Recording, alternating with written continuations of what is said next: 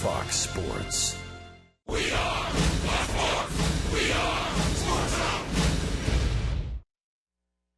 Tuesday night, Shelby Miller was sensational on his way to a complete game shutout of the Fightin' Phils. He got it.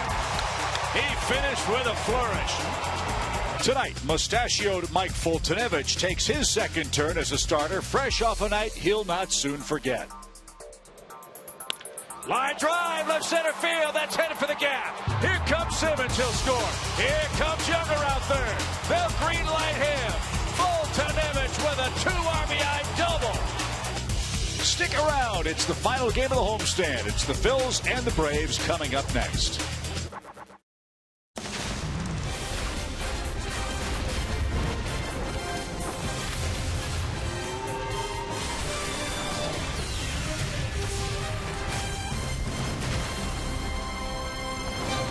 Tonight in beautiful Atlanta, Georgia, we wrap up a long 10-game homestand and hope to take 2 out of 3 from the Fightin' Phillies. It's the rubber game of the set. The Braves try to get back to 500 as they host the Phillies here at Turner Field. Hi again, friends, along with Tom Glavine and Joe Simpson. Chip Carey, welcome back to the ballpark.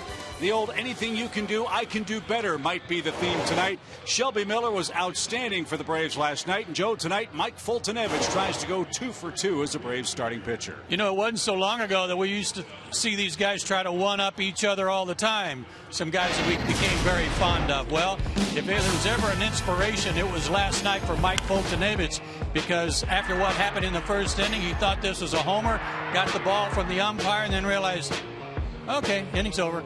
I'm all right. And boy, did he settle in and pitch pretty good baseball. He's got a great arm, but it wasn't just his arm that did the number for him the other night. No, it wasn't. He took matters into his own hand, got behind early, like you said, and then after a couple innings of lackluster baseball, took the bat, got himself a big double, scored a couple runs, got the Braves back in the game offensively, and then things took off from there. But you see how he got here. You see what he did in his debut against Cincinnati, so look for more of that. And here's that at-bat from the other night. You want to endear yourself to your manager, show him that you can pitch, and show him you can handle the bat. And Fulty did it right there. Big double, like I said, got the offense going, which up to that point had been pretty stagnant. So those are the kinds of things, like I say, that you can do to help yourself win some ball games. And more importantly, keep yourself in some ball games late in the game when maybe there's a tie score. Your manager won't be so apt to take you out for a bat. I'm so proud of Tom Glavine. Not one athlete reference Looked whatsoever. like an athlete, didn't he? He did look like an athlete. I was saving it for the game. Oh, he's turned over a new leaf, or so we thought. It's Game 3. It's the Braves and Phillies. Coming up, Fab 5 Freddy talks about this Atlanta homestand as we get you set for the ball game right after this.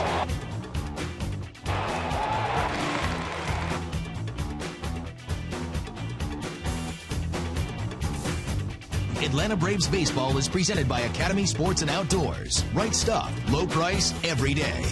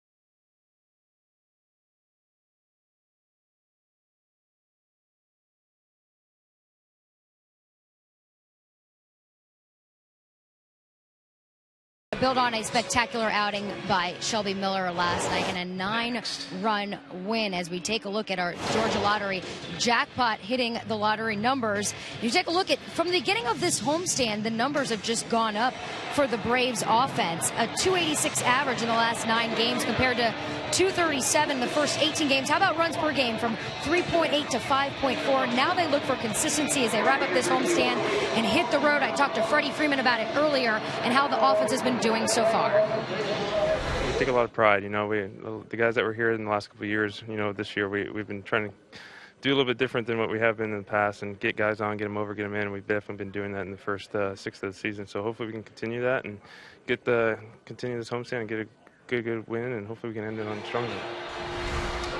And it's the 28th lineup we've seen in just as many days, but Freddie Gonzalez talked earlier about how it's really about no matter what lineup you put out there, it's mixing and matching, and it's allowing guys to face guys they should be facing and be in positions to succeed. We'll see if they can put more runs up tonight and get this win over Philly.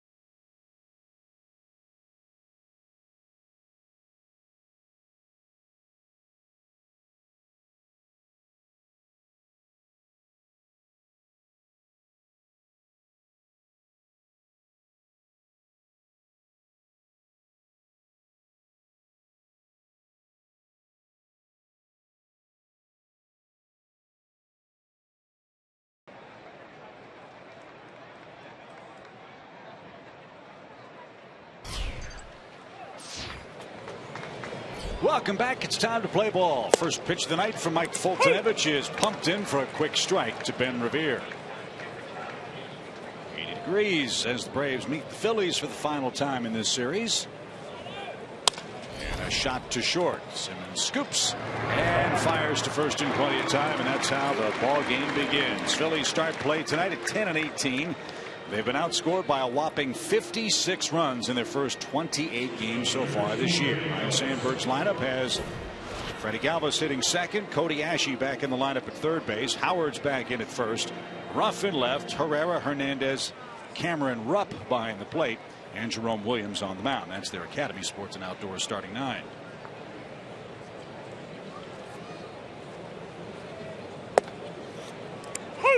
Tommy, you're going to see a lot of that tonight from Foltynewicz. I love it. Fastballs, pound the zone. Why not? Pulled out of play quickly. 0-2 to Galvis. For much of this season, Galvis has batted 8th for the Phillies, but he's been hitting so well. Ryan Sandberg's moved him up in the lineup. He's batting second again tonight. Joe, there's one of those awkward swings we saw from Shelby Miller last night. Yeah, it won't be the last one tonight. He started off, first pitch was 92. He's fired a 94. All of a sudden, there's 97.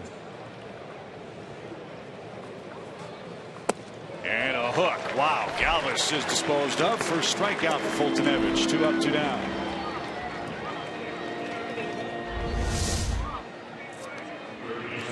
Backdoor breaking ball, or back foot breaking ball, I should say. After seeing 96, you cheat a little bit to get to a fastball, and you get that pitch, you got no chance.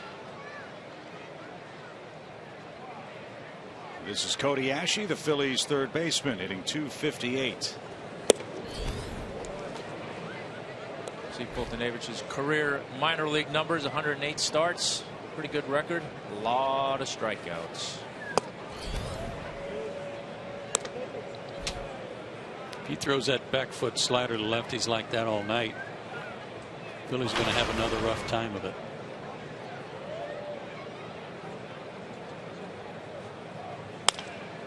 Slapped foul on the left side of the diamond by Ashe. It's a 2-ball, 1-strike count. Aside from getting called up to the big leagues and you're excited to be here, he had to be thrilled to get here and get out of Gwinnett and hope that maybe he might get a run scored while he was on the mound.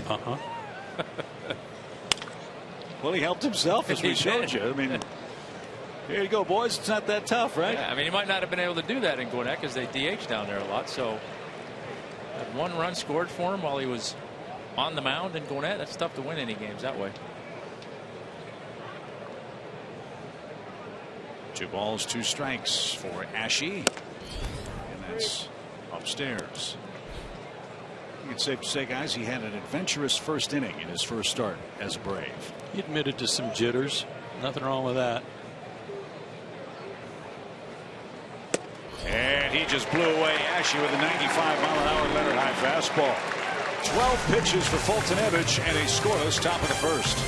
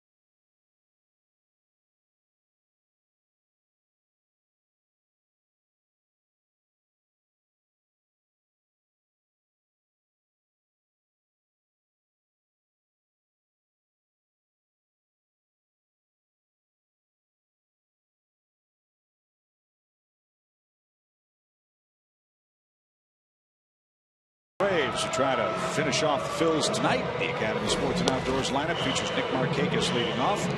Freeman bats third. Kelly Johnson's the cleanup man. He's the team leader in RBIs with 17. Diaspo's in third. Christian Bethencourt gets a start with Peterson, Maben, and of course the Braves pitcher batting ninth. We'll face Jerome Williams, making his 6th start on the year, 2-1. And it's 10 seasons. See there, 50 and a 55 record. So he's been around a little while. He's had some success, and he's been pretty good lately. His last 11 starts, he's 5-3 with a 3.7. So he's been pitching pretty good lately. And pitched well against the Braves up in Philly. So let's see if the Braves can turn that around on their home turf tonight. Nick Markakis looking outside of ball 1.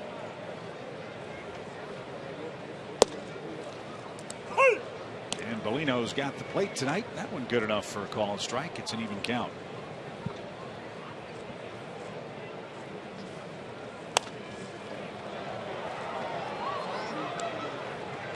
And now 1-2. Low 90s fastball for Jerome Williams. Throws a lot of cutters. And has a changeup and a curve.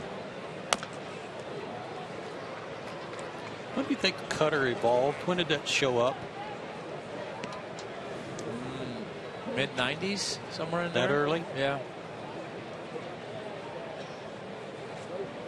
1-2 pitch. Now 2 balls, 2 strikes. Was it kind of discovered by accident? Somebody's slider wasn't quite. Maybe, I mean, obviously here Doggy had a nice cutter that he threw. So, and then Mariano, I think, obviously made it famous and kind of turned it into the pitch of the 2000s, much like the forkball seemed to be in the late 80s. Right. It's a great pitch if you can throw it right.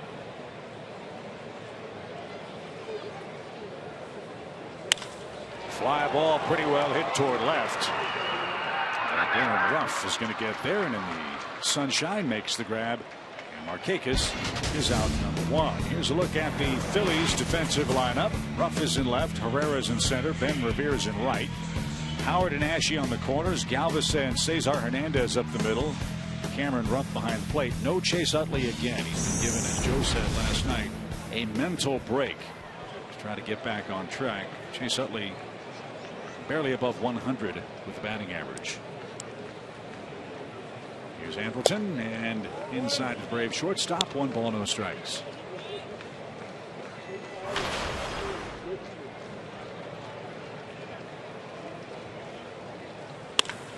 That's well hit toward left center field. Rupp on the run. Herrera on the run. It's out of here. A solo home run for Andrelton Simmons.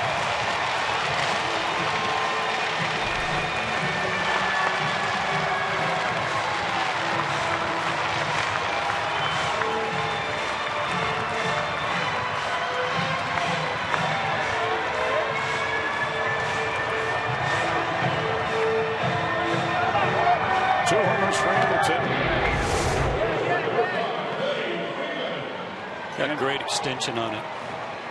Yep, fastball out over the plate, extended those hands, drove it a long way. Both of his homers have come against the Phillies. David Buchanan, now Jerome Williams.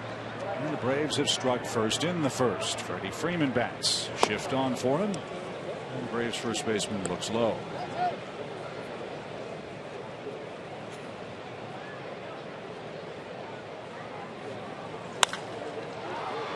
High in the air toward left. Ruff is near the line, and he's got it for the second out.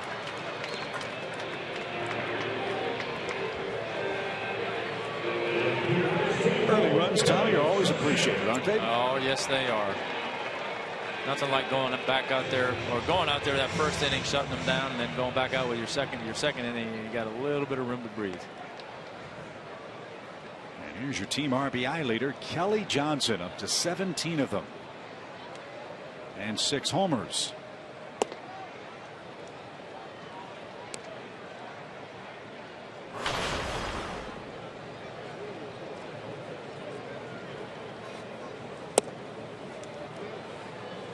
Ball too low. Kelly's getting into some good fastball counts. And then when he gets the fastball, he's not missing it.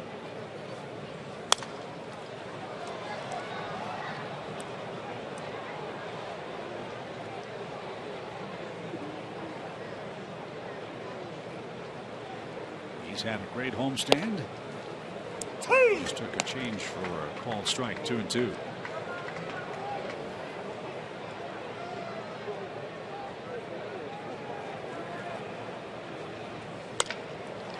Toward first, and Ryan Howard's got it. He'll step on the pillow, and that will retire the side. Andrelton Simmons with a solo homer to left center. And after 1 inning, the Braves are leading the Phillies.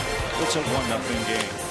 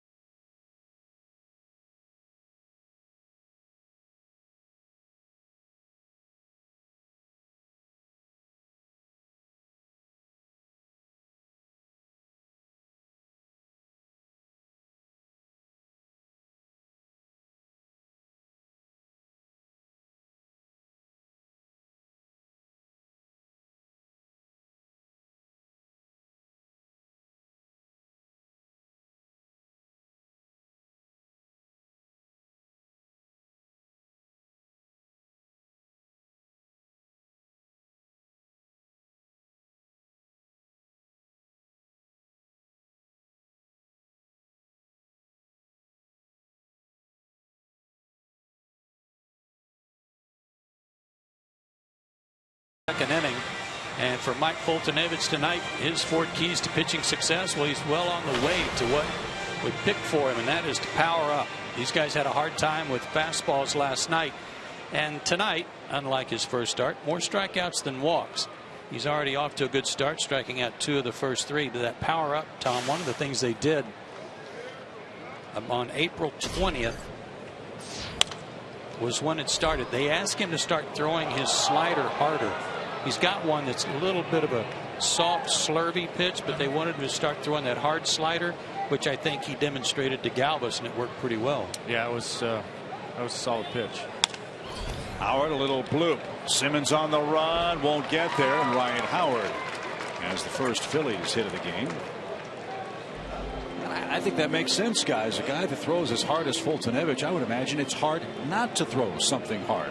Well, it is. I mean, you know, that's one of the things that I personally struggle with sometimes when I watch guys pitch, is that they have some guys, it looks like they just have to overpower the ball every time they throw it to make it do something. And to me, you know, that's not really pitching. But I think certainly for his style of pitching, throwing the hard fastball like he does and throwing the slider, you want him to have the mentality of that being a hard, that breaking ball being a hard slider versus that kind of in between slurvy pitch, you know, because it's just that you get caught in between on, are you trying to spin it more, you're trying to throw it harder this way, just throw it hard and make it more of a slider.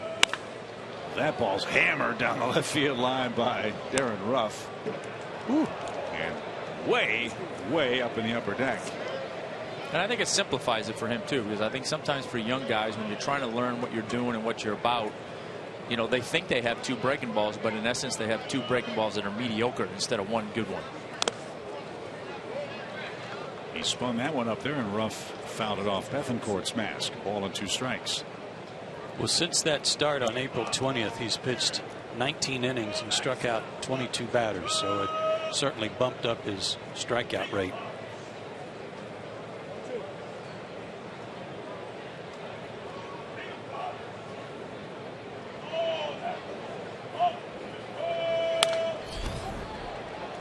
Out of play, that's headed for the upper tank. Once again by Darren Ruff. Ball and 2 strikes. Ruff's had a nice road trip for the Phillies. 6 hits, including a homer. Ryan Sandberg's club, though, 8 games under 500 at the start of play tonight. Swing and a miss. That one at 74 miles an hour. Slowest pitch he's thrown tonight, and he's got his 3rd strikeout. But that was set up beautifully. It was located perfectly. After pulling one 9 miles foul, a fastball, fouling off another one, he was all geared for another fastball. Yeah, and that's a great compliment to his slider there. That slower curveball, a little bit more of a change of speed, but I think that mentality of throwing your slider harder, I think, is going to be helpful for him. Odubel Herrera is the Phillies center fielder. He's 0 for 8 in the series and has struck out 6 times in 18 at bats against the Braves this year.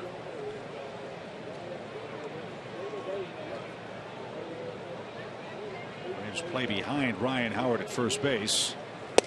As that one pumped across to even the count.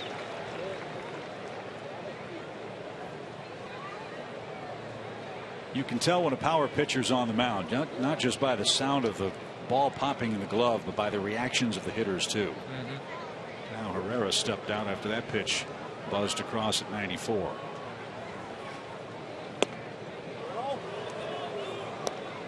Two balls and a strike.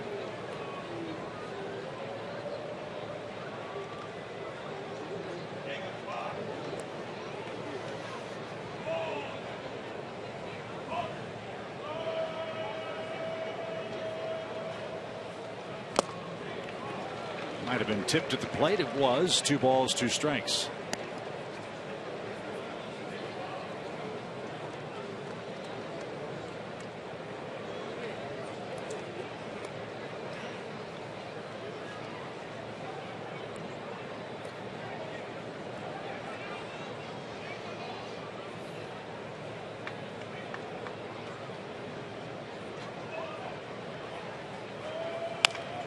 Little dribbler toward third. It hit the bag, and it's off the glove of Callaspo. Howard slid into second base as the ball trickles down the left field line in foul ground. Tough break. An infield hit for Mr. Herrera.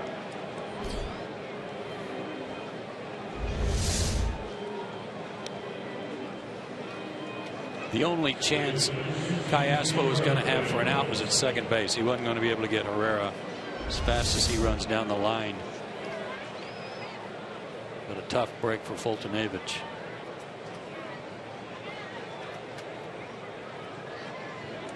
Cesar Hernandez, the batter. Steve, right call.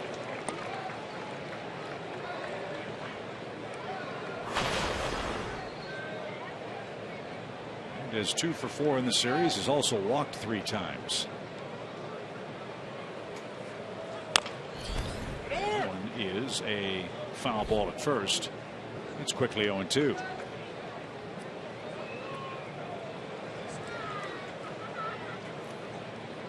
Here's a guy, Cesar Hernandez, who has done a good job of putting the ball in play in this series. He's 2 for 4. But you run the risk, if you throw him a breaking ball here, that's fine. I wouldn't throw it for a strike because you may be speeding his bat up a little bit. No, you're going to throw it. Yeah. You got to throw that back door one. Or I mean that back foot.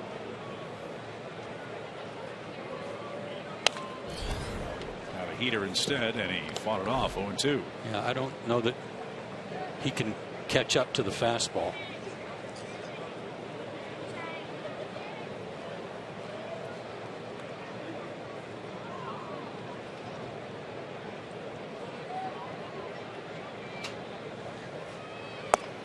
There's that back foot breaking ball. Good call, fellas.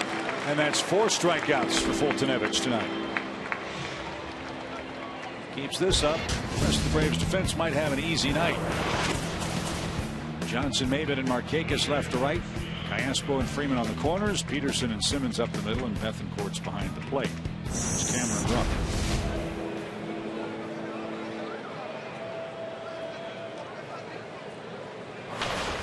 Rupp at 167.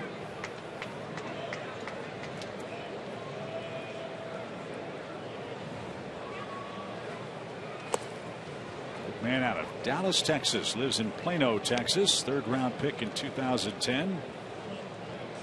And a Texas Longhorn. 6'2", 258. Evan Gattis-like body.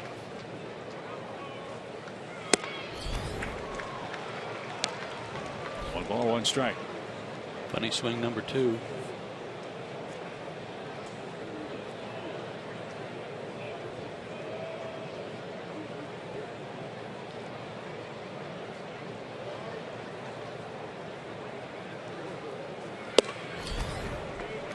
He's getting loose now. That one was 98.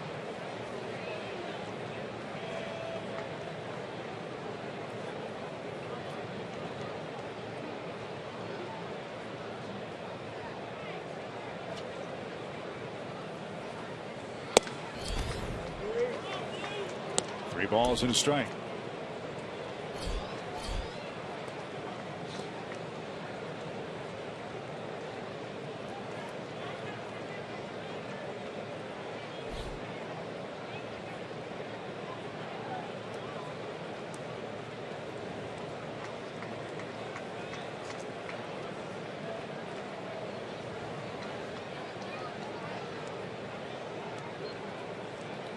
Howard at second, Herrera at first.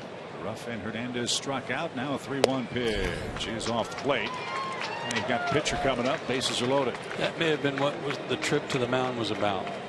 Since the count went to 3-1, maybe Christian just went out to remind him that the pitcher was up next and not to give in. Yeah, try to hit with a fastball away, but if you miss away, not over the plate. Don't give him a chance to do any damage on a mistake. Jerome Williams is 0 for 8 at the plate. He has struck out 6 times this year. And he's going to pop it up. Chase Peterson at second base is at the bag. He's got it. And Fultonevich is out of second inning trouble. He leads by a run. Callaspo to lead off the Braves second.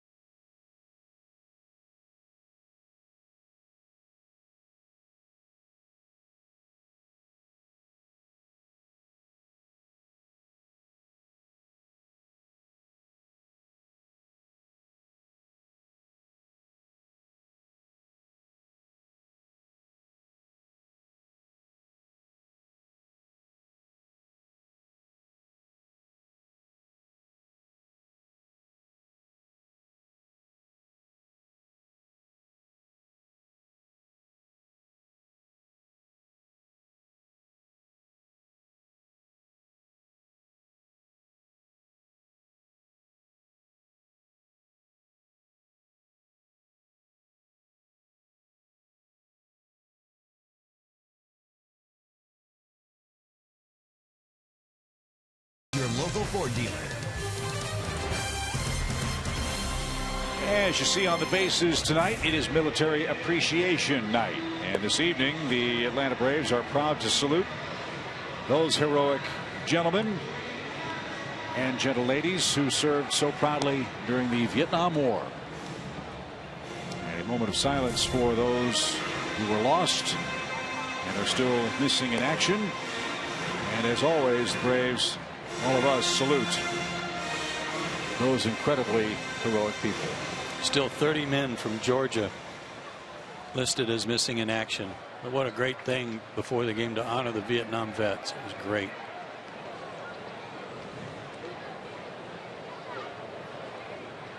So we welcome them tonight and you all across Braves country to the home second inning. Cayaspo, Bethancourt, and Jace Peterson are coming up. And Andrelton Simmons' first inning homer has put the Braves in front.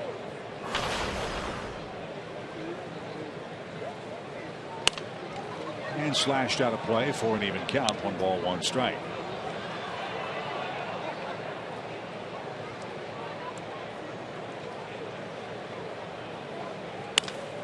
In the air toward left, right at Ruff. Makes the play. First glance, you watch him play left field, it reminds me of Pat Burrell. Yes. Absolutely.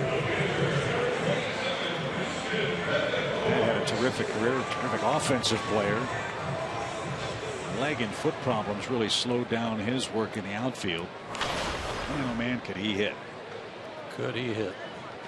He's a heck of a fastball hitter.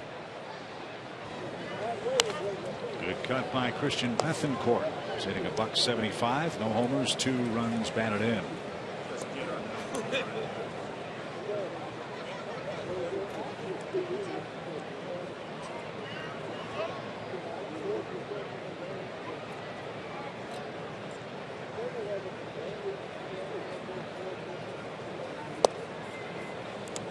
Side edge. Christian not sure about that.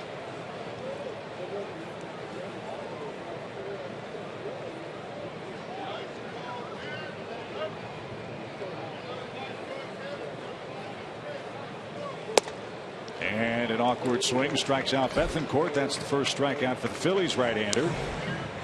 And 2 are out for Jace Peterson. And his best fastball so far at 92. The more Jace plays, the better his work has been. Last 10 games, hitting .394, 13 hits in those 10 games. His average now at .270. And he jumps on the first pitch and drives it toward right. That'll be playable for Revere. And he's got it to retire the side. Top of the order coming up for the Phillies. 1-0 Atlanta. Shelby Miller, last night's pitching star, will join us after the break.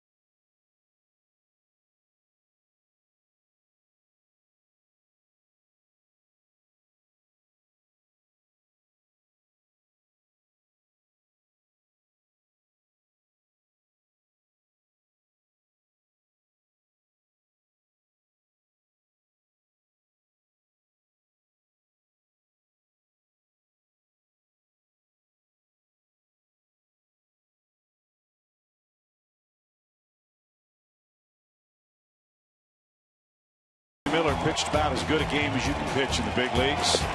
Complete game shutout. Throwing fastballs past the Phillies. He's the T-Mobile game changer as Atlanta romped and even up the series. First Braves starter to complete more than 7 innings this season. And Shelby, it only took you 99 pitches. Are you even tired today? Oh yeah, you're always a little run down after every start. You know, no matter what, how many pitches you throw. But no, I feel good. You know, you're stop. You know, but yeah, no, I feel great. No soreness, no nothing. Just any other day. Shelby, this is Joe. I was thrilled to see you do it in less than 100 pitches, and I think when you have. Revere cracks that one towards center. Maven on the run, still going on the warning track. That's off the base of the fence. And Revere has a stand-up double to start the Phillies' third. When you strike out 8 batters, that's kind of hard to do, to keep it under 100 pitches, and you did it by 1. So nice going. I appreciate that. I appreciate it. It's always. Who's down there giving you trouble? Julio and Woody and Stolze, everybody. No, I mean, it's you know, it feels good, you know, especially with the bullpen needs some help. They've been used a lot. You know, it's all about going out and try to be as efficient as possible, no matter how many strikeouts you get or whatever the case, whether it's, you know, 20 or whether it's 3. It's all about, you know, trying to go deep into the games as a starter, and that's all we're trying to do here with the starting 5 we got. And you know, obviously games like last night are nice to help the bullpen out. So that's the main thing for me. Shelby, it's Tom. Tell me, you had an opportunity last year, obviously, the Cardinals. You had spent some time around a guy like Adam Wainwright. What did spending time with a guy like that, being around him, what sorts of things that he did or you guys talked about that rubbed off on you that you're trying to continue to do as you're over here in Atlanta? Well, you know, Waino is a guy who's, you know, is the leader of the staff. Been around for, you know, a while, and just a guy who knows how to pitch. A guy with, you know, great personality on and off the field. Just a leader in the clubhouse and off the field as well. And somebody where that you can just go to with anything, you know, baseball related or whatever. He's there to help, and that's Base hits a right by Galvis. That gets away from Markakis for a moment, and the runner at third's going to hold. That's nice. Wow. There's a break. Thank you. But you know, he's just that veteran pitcher that, you know, every team wants to have. And I learned a lot of things from him. You know, pitching and the middle side of the game, and you know, just preparation going into starts and all the little things. He's been there to help, and he was great. I loved every minute I played with him. You know, I think he's a huge influence on a lot of guys' careers, and you know, hopefully we can bring some things over there that I learned. I mean, obviously we got Julio as the ace over here who's doing a heck of a job, so you know, learning things from him as well. So it's just you know, it's a game of learning and a game of you know, figuring out ways to get better. First time with a new organization. You obviously were traded from the Cardinals to the Braves, but you didn't enter this totally blind. Your teammate A.J. Brzezinski came over as well from St. Louis. What has that meant for you, having someone that knows you and you know as well, working in tandem on the mound? Yeah. A.J.'s you know, he's been around the game for 15 years. I mean, he's a guy you automatically trust just because of, you know, the time he's been around the game and you know, the leadership and dedication he has to just being the best player he can be. I mean, he's a guy with you know, great leadership. We have a lot of guys in here that in this clubhouse who have a lot of you know, a lot of great personalities. A lot of guys that have been around who help younger guys. It's a great mixture, great chemistry in the clubhouse, which is great. But AJ is one of those guys who brings a lot of you know, a lot of character and a lot of great things to this ball club. So he's you know, he's been a huge help. You know, not only for myself but a lot of guys around here. 2 balls, 2 strikes for Cody Ashe. Phillies have runners at the corners, nobody out. The Braves protecting up. 1-0 lead. Shelby Miller, winning pitcher last night, his 4th victory of the year for the Braves. Struck out in the double play. I like it. And that's outside for a full count. Ryan Howard waits on deck. Shelby, do you see a younger version of yourself in Mike Foltynewicz? Yeah, I mean he's God, I mean he's got tremendous talent. Has such a live arm. You know, throws the heck out of the ball. He's got a plus breaker too. It's just all about. You know, he reminds me a lot of myself. Oh, boy. There's a strikeout, big out, number 5. Yeah, you know, he's obviously he's got some things that he's got to work on and get better at, and I mean that's with all of us. I mean we all got rooms that we need to improve in some aspect of the game, but he's so exciting to watch. He's a guy who throws so hard and you know, blows fastballs by guys like he just did. So it's a lot of fun and a lot of pretty cool to have a guy like that on your team. I was going to say, you power guys have to really admire each other's ability to do that, don't you? Yeah, I mean I don't have what he has, but I mean he's throwing 98, so he's you know, he's obviously he gets it up there, but you know, anyways, like I said, he's fun to watch. I mean he's got pure stuff. It's all about it's all about just putting it all together, you know. 1 ball, no strikes for Ryan Howard. That's what you need right there, too. Shallow fly. Can anybody catch up to it? There's the opportunity. Ball drops in foul ground. That's a foul ball. Kelly Johnson couldn't make the play. Long, loud strike. Tell you what, in Kelly's defense there, you get so used to Anderson catching everything on all corners of the ballpark that sometimes you might have hear some footsteps because you know he's going to be somewhere in the area. I was just going to say that. I think the fact that Anderson gets to so many balls and has so much range, I think Kelly was just kind of in the corner of his eye looking for, or where is he? Must be fun pitching in front of that guy, Shelby, huh? Anderson? Oh my goodness, by far the best. I mean he's I mean I can't, he leaves me speechless. He makes every play, and if he don't make a diving play up the middle, he's mad at himself because he thinks he should make every single play, which he almost does. I mean it's unbelievable. I've never seen somebody with so much range and just good arm, and he just knows baseball. He knows how to play shortstop. You know, he's the best in the game to me. Shelby, you mentioned personality a minute ago. When you come to a new ball club, obviously you're trying to fit in. You're trying not to draw too much attention to yourself. But in a big trade like the Braves made, bringing you over here, have you had time now to kind of let your personality come out? I know we saw some video of you taking some stuff in the clubhouse of Eddie's birthday the other day. I know that had to be fun. Yeah. No. I mean, from the get-go, it was easy. I mean, the guys here were so welcoming. I kicked it off with everybody right away. But I think the help was that we had a lot of new faces as well. It wasn't just me, which probably made it a little easier coming in. But you know, I think what we have is pretty cool and special. I mean, it's a complete new team almost, but you still have the solid base that they had from years before, and it's just it's a lot of fun. That's huge right there. Freeman makes the out at first. Now a rundown between first and second. The run's going to score. We get the ball in the athlete's hand. The run will count. It is a double play, but the ground ball to first handcuffed Freddie Freeman, and that's all he could do. So Foltynewicz escapes allowing just 1 run. Shelby, we appreciate your time, man. Congrats on the big win. We'll do this again, all right? Yeah, sorry about such a bad interview. No, you did great. You did great.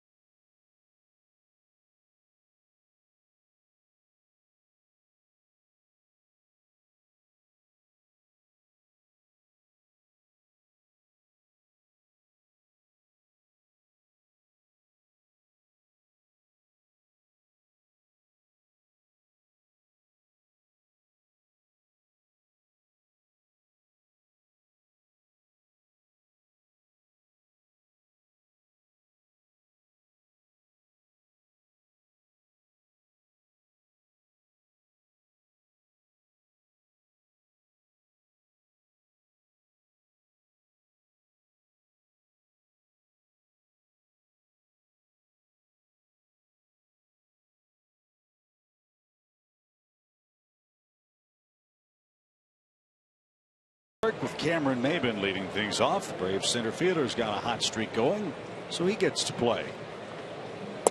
And Williams missed downstairs, ball one.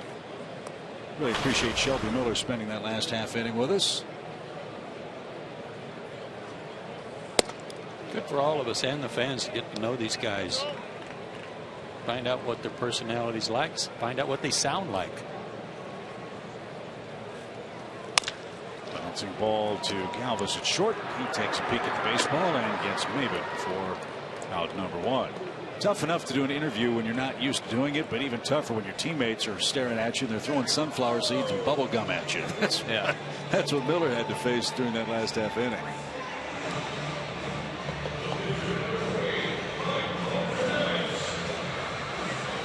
So here's Babe Fultonevich.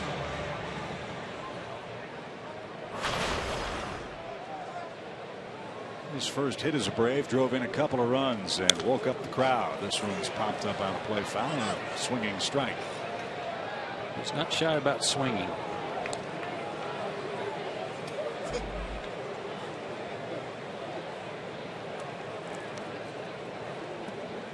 It was a 2-out 2-run double against the Reds that cut a 3-0 lead to 3-2. Also laid down a sacrifice in that game.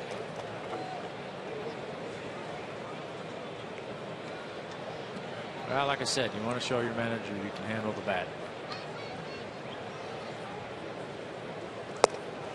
Not that time though. Williams struck him out. That's 2 in the game for Jerome. And we go back to the top of the order. I noticed the pink baseball glove that Jerome Williams features. That's in loving remembrance of his mom, Deborah, who passed away from complications due to breast cancer. Found out that she was suffering that disease when he was in high school back in Hawaii in 1996. Cancer returned in November of 2000. So every time he puts the glove on, he thinks of his mom.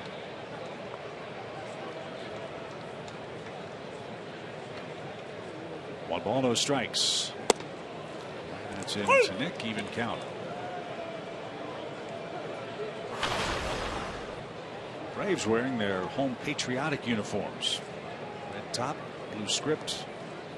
White stars in the blue script. They'll wear those for our military appreciation nights. Boy, what was wrong with that pitch?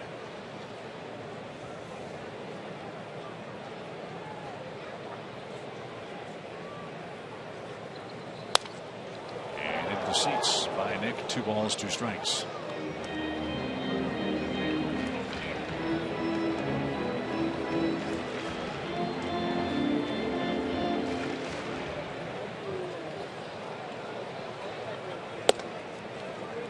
Moved him off the plate. Full count.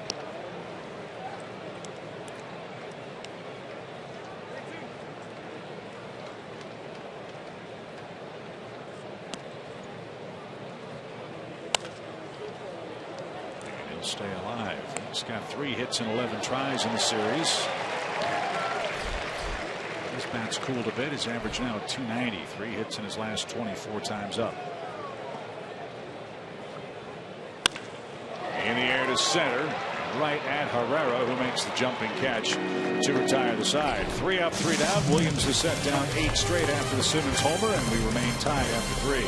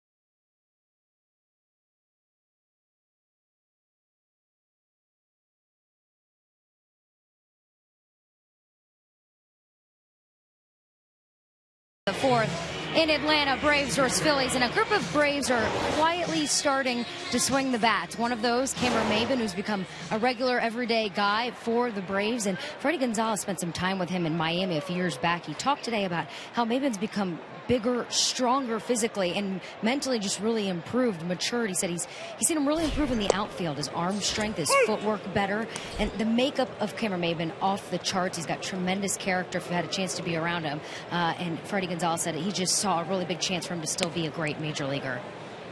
I couldn't agree more, Christina. I really like what I've seen. And when he came to the Braves, there was always... Fly ball by Ruff to right. Long run for Nick Markakis near the line. He's got it. There was always a rip that he struck out a little too much, that he had a long swing.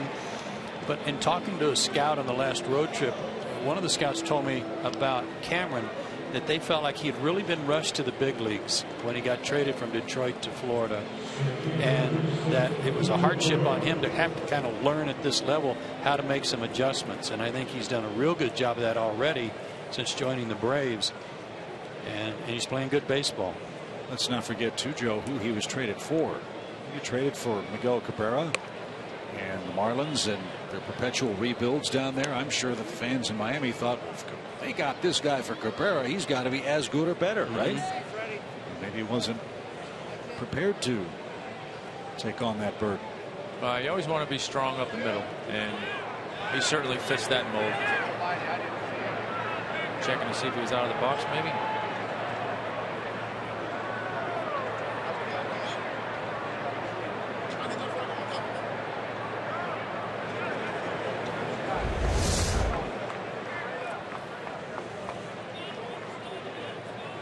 No.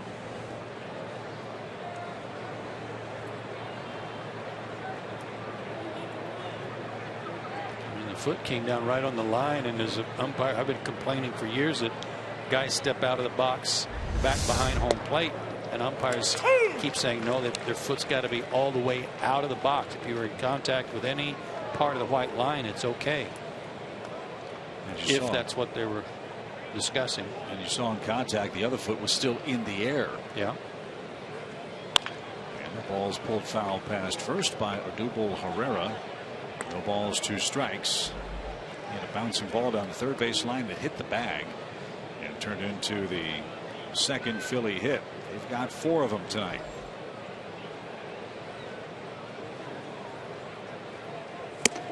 Way high. 1 ball, 2 strikes.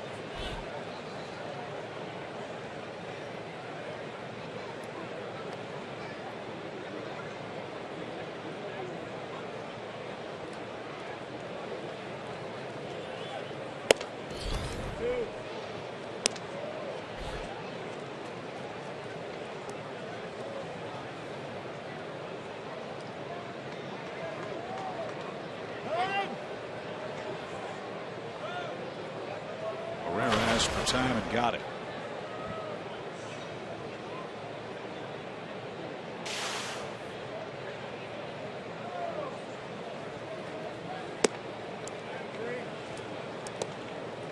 Ball 3 to a fast runner. Cesar Hernandez waits to hit next.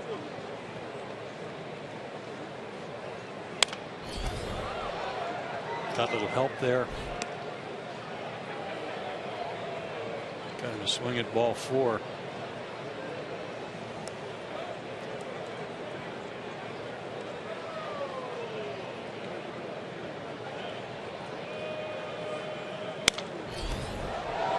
pass at that one, and back into the crowd.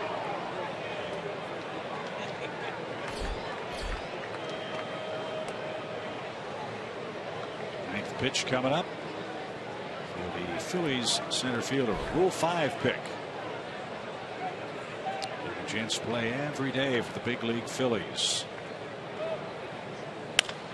And another one out of play. You know, he hit that ball off the end of the bat that hit the bag for a hit his first time up. He's had trouble with breaking balls. No reason to really throw him one. The Braves have had success in Philadelphia in the last couple of games of that series, and the first game of this series, crowding him with that big high leg kick. He couldn't get around on the ball, and they keep working away, and he's fouling it off. I'd rather see him come in. They did that time, and he skied it to the left side. Yeah, come in with that fastball right around his hands, or I mean, I think he's got him set up too for that back foot slider. Just you hate to see him throw it and end up walking him if he doesn't chase. But Whoa, there it was. That ball exploded. Woo. Nobody in the world could hit that pitch. Herrera couldn't either. 6 strikeouts.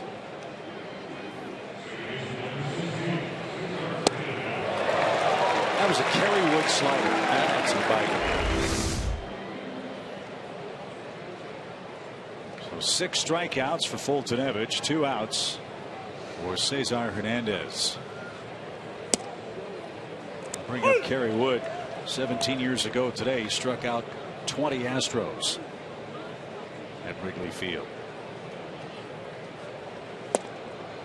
And Foltynewicz back on the beam. 2 quick strikes to the Phillies second baseman. Working fast too.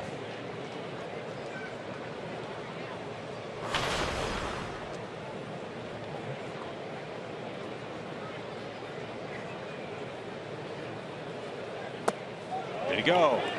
Yes, he did. Foltynewicz has his 7th strikeout. Hernandez argues, but his vote doesn't count. 1-1 game. Simmons leads off the Braves 4th.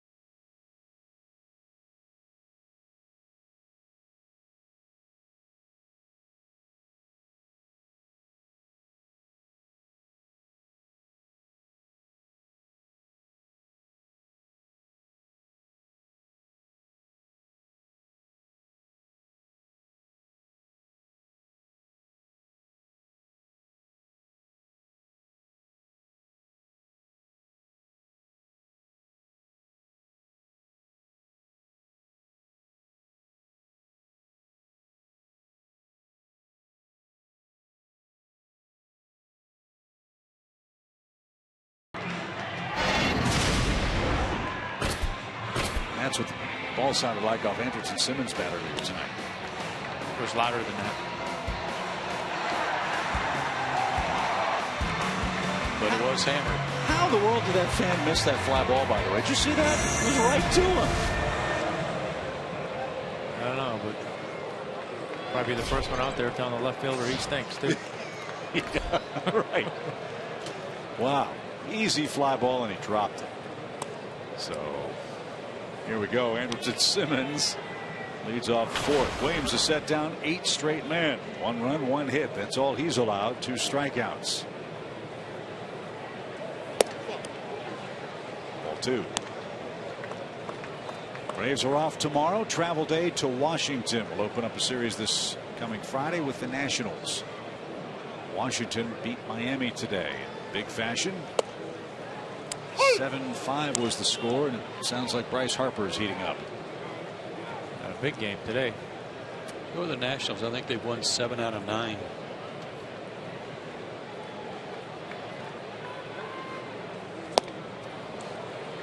Well, we said, see what that comeback win here will do for them, and certainly seems to have given them a spark. Yep.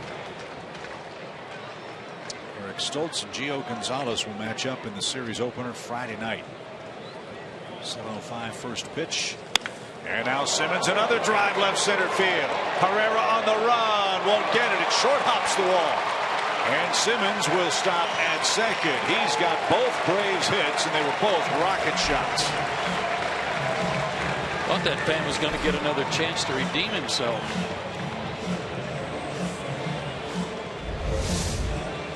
Almost exactly the same location, and another fastball.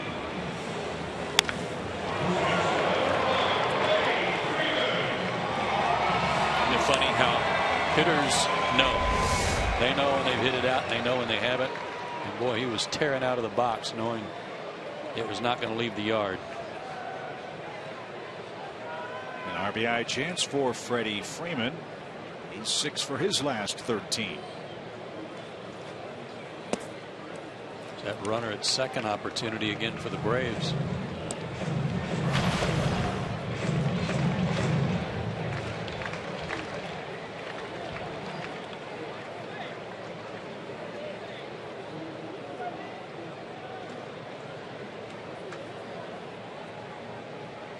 Ball, no strikes.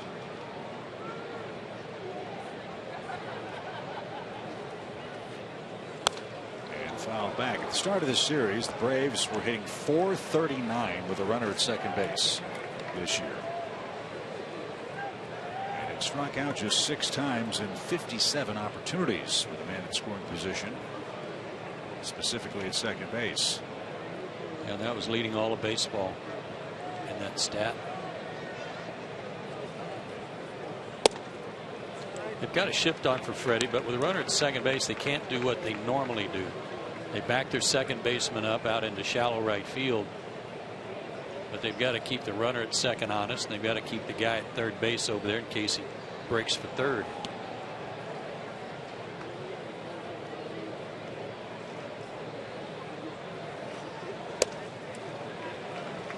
Watching Freddie very carefully here. 3 balls and a strike.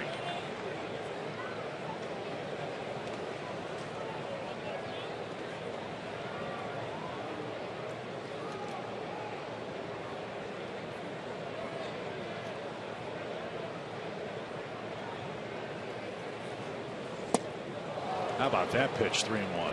Beauty. Good changeup.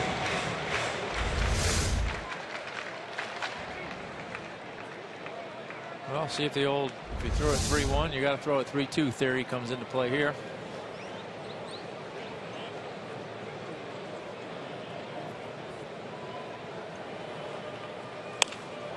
Little pop down the left field line. That might be trouble. It is trouble. It's going to score Simmons. Freddie Freeman with a thing of beauty down the left field line. Breaks the tie. He doubles. And it's a 2-1 Braves lead.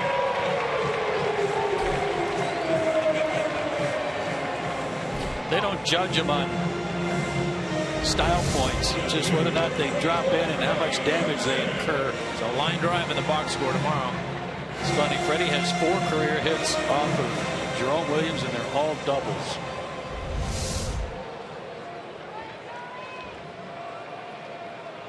So Atlanta leads again. Let's see if Kelly Johnson can add to the Atlanta advantage. He's knocked in 15 runs in his last 11 games. That's why he's hitting 4th. He got jammed with a cutter his first time up and roll one to the right side. He'd probably settle for that right now just to get Freddie over to third base.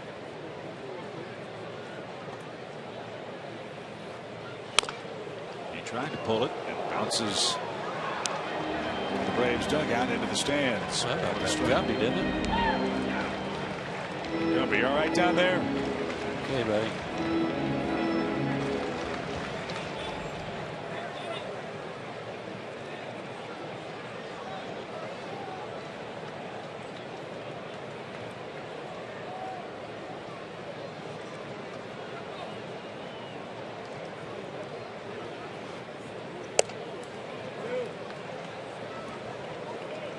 Braves added to their run scoring total with runners at second base. That is the current average up to the minute.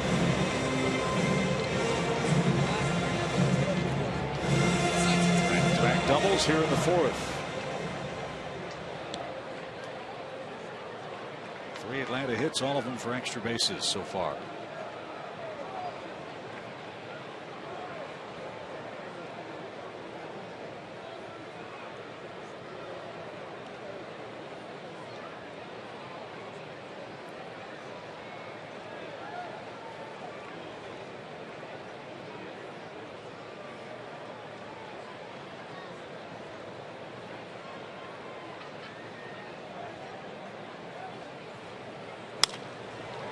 The left field line foul. It's 2-2.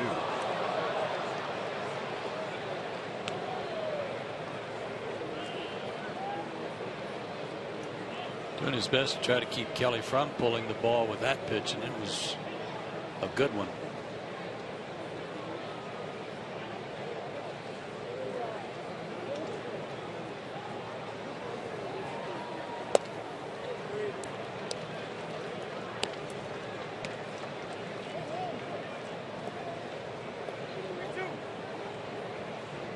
Sandberg and Larry Boa watch from the Phillies dugout.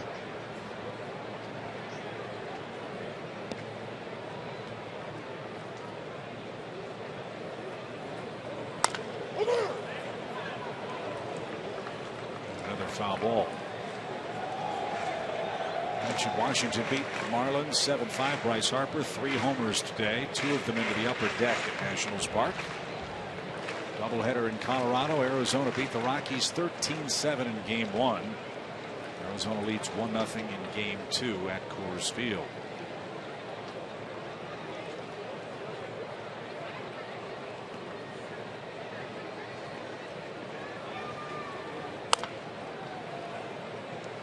That wasn't the cutter. That was, I think, a slider, but unless you think you can strike him out with the cutter, you're actually playing into Kelly's hands if you keep throwing it to him. That was a changeup. That wasn't a bad idea. But again, even on a changeup, if he makes contact, he's going to roll it over to the right side and get that runner over. Exactly. Strike 3 called inside corner. Big pitch for Mr. Williams. His 3rd strikeout. That was right in Kelly's wheelhouse, too. Down and in. Yeah, I think after that last changeup, he was looking off speed again and doubled up on location, but came back in there with a fastball.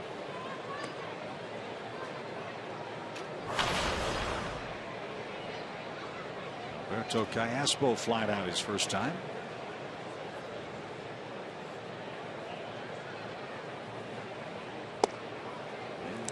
Change up for a strike.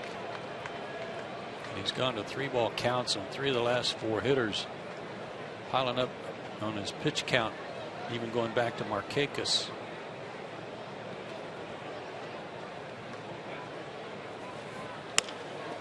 Little flare into shallow left center field. That's going to drop.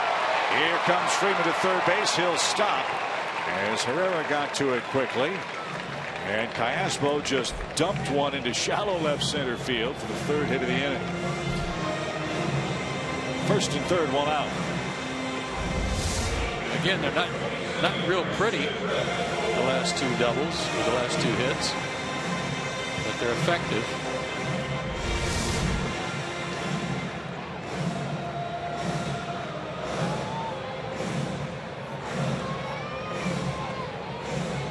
Williams' last start, and he did beat the Braves back on April 26th and pitched into the 7th inning. Won that game 4-3. His last start came against Miami in Miami. No decision. 5 innings, 7 hits, 3 runs. It's certainly not like he's getting blown out of any games, and his ERA over the last 14 starts with Philadelphia at 3.24 kind of bears that out. And it's got to be tough pitching for a team as offensively challenged as the Phillies are, Tom. As we said, they've been outscored by 56 runs this year. It's like starting the game -2 in the run column. Yeah, no, absolutely. I mean, you know, most of the time, I think as a starting pitcher, you take them on and you figure, well, if I hold them to 3 runs or less, I got a really good chance to win the ball game. Not with these guys. I think that number's got to be 2, and in some cases even less than that in your mind, and it forces you in situations like this maybe to gamble a little bit more than you might this early in the game. Bouncy ball up the middle. Galvis fumbles, got it to the bag, and then got Bethencourt. A double play will end the Atlanta inning. 3 hits, 2 runs, a pair of doubles, and Williams got a ground out when he needed it most. He limits the damage to a 2nd run. We head now to the 5th inning.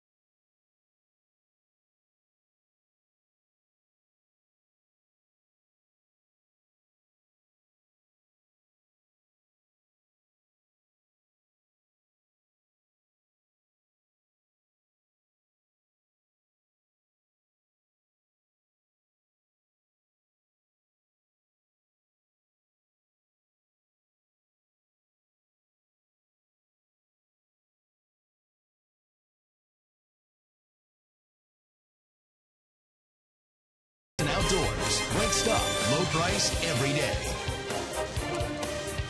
Friday night in Atlanta. The Braves are back in front as we head to the 5th inning. Nice long rest for Mike Foltynewicz. He has struck out 7 men in his first 4 innings. His 2nd start as a Brave. And he's got the 8, 9, and 1 hitters coming up for the Phillies. And he's off to a good start with Cameron Rupp.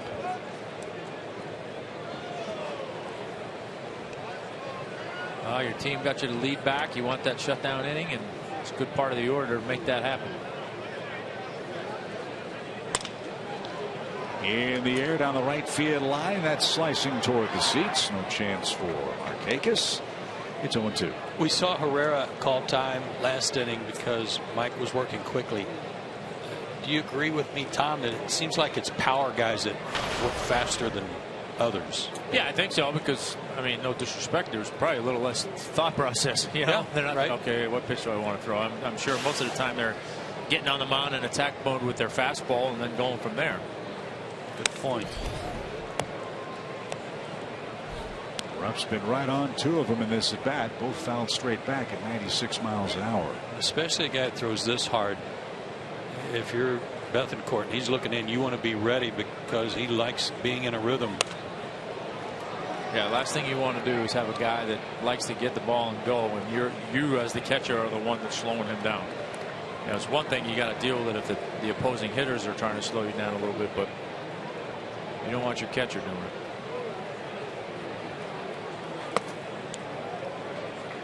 Another good pitch, though, with the slider there.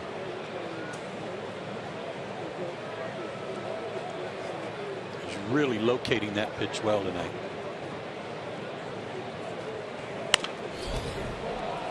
Headed for the upper deck to the right side again. Do it again. 1 ball, 2 strikes.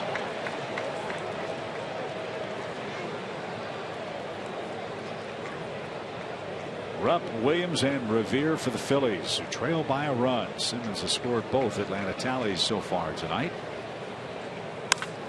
And he popped him up. Something off speed at 72 miles an hour. And there's out number 1. It worked, but you can see where Christian wanted that ball. He wanted it in the dirt. Got the out. Didn't matter. Not exactly where Christian wanted it. Yeah, it was a little bit more of the plate, but I think that's where the change of speed got him. Certainly not the location. I agree. Jerome Williams takes a strike. He popped up with the bases loaded for the Phillies in the second inning. That came with 2 outs. This one's tapped to first. Freeman will take it to the bag. There's out number 2. I mean, he is working at warp speed.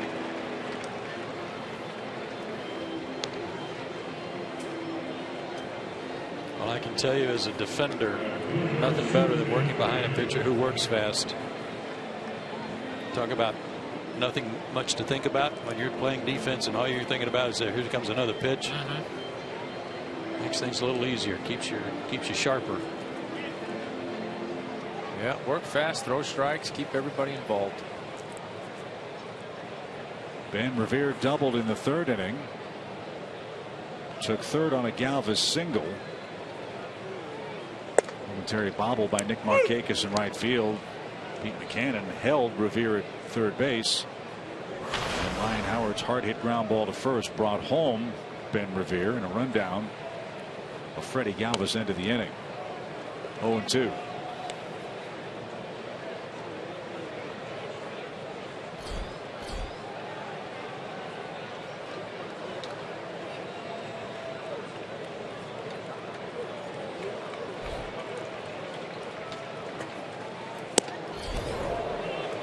.96 backed him up. It's a good pitch. I like that. Now you go back door or that back foot. You could go hard down and away. That's right where Christian wanted that pitch delivered. Right before he gave a signal, you saw him tap the ground with the glove. It's funny though, for some reason I think that when he throws that pitch and it's over the plate and down, guys tend to take it more. When it's at their back foot, they swing and miss it. In the air toward right center field. Maben slides and can't come up with it. Markakis backs up the play, and Revere's in safely with a 2-out double. Gosh, I thought he got there. I did too. He did. Overran it a little bit. He did. It was off the heel of the glove.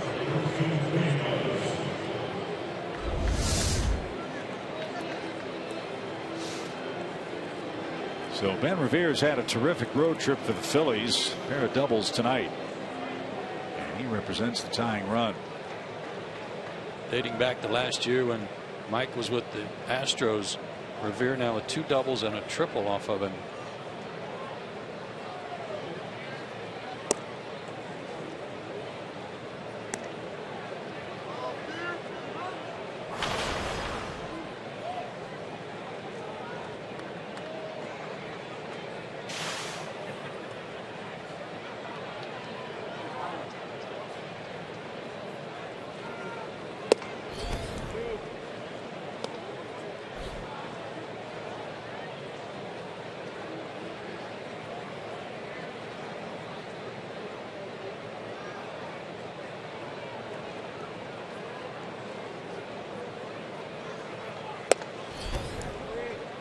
Three straight out of the zone.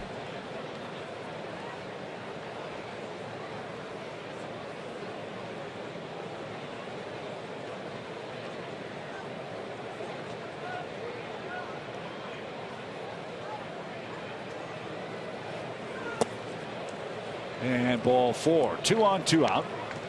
Second walk. And the first for Galvis tonight. That'll bring up Cody Ashe. He's been struck out swinging twice. Talked last night after an error about how sometimes pitchers have to work real hard after that error to get out of the inning if there were 2 outs. And last night Shelby Miller only had to throw 1 pitch to get out of his inning. That was a ball in center field that looked like it should have been caught, which would have gotten him out of the inning. And all of a sudden Fultonavich is having to work hard. Yeah, and that's a good job by Christian going out there and slowing him down a little bit, because as much as you want guys working fast, a lot of times what happens is, you get in a situation here, you got a tying run at second, the game starts to speed up in your head a little bit. Now you get to going too fast, and a lot of times you just need to slow down a little bit. So it was a good job by Christian going out there and slowing him down a little. Ashe, ground ball to Freeman at first. He'll be out of the inning. Phillies strand a pair, and Atlanta preserves the lead. Peterson, Maben, and Fultonevich coming up. The ball game at the 10.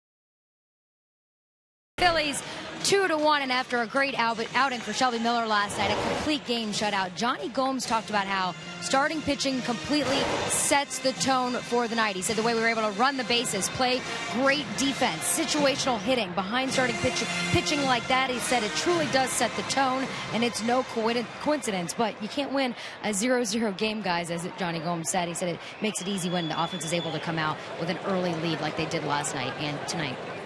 First inning run for Atlanta on a Simmons homer. Fourth inning run on a Freeman RBI double.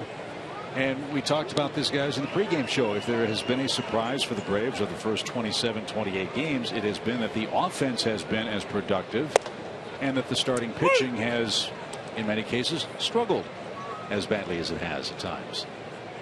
Yeah, I mean, I think that we all came in thinking, or at least I did, and I don't want to speak for you guys, but I thought, you know, as much naysaying as there was surrounding this team coming into the season, I felt like right back where it came from. Did that get a piece of Williams on the way by? No, but it got his attention. Yes, it did. His heart rate's pretty high right now. Wow. But, you know, I felt like their starting pitching was going to be enough to keep them competitive on a nightly basis, and the hitting was going to, you know, they were going to have to play the style of ball we've talked about. Small ball, hit occasional home runs, but really scrape and claw to score 3 or 4 runs a night. And I still think that's going to be the case. But, yeah, I think you would have to feel like the roles have been flip-flopped a little bit. The offenses have been a little bit more productive on a consistent basis than we thought, and the pitching maybe not quite so much. Cameron Maben's the batter. He bounced out to short his first time up. After the trade of Kimbrel, I think most of us took a wait-and-see outlook on the bullpen. You know, how's it going to set up? Who's going to fill the roles? Who's going to be the closer? So those question marks were pretty natural because you just didn't know. The starting pitching, like you said, Tom, I thought was pretty solid. Even with Mike Minor being on the DL, the first 3 guys, I thought on any given night, all 3 of those guys give you consistently a chance to win. Absolutely. The offense, even I remember talking to Chris Johnson about this before the season started, that he said, you know, we don't have a whole lot of power on any given night where we score 3 runs or maybe even 4.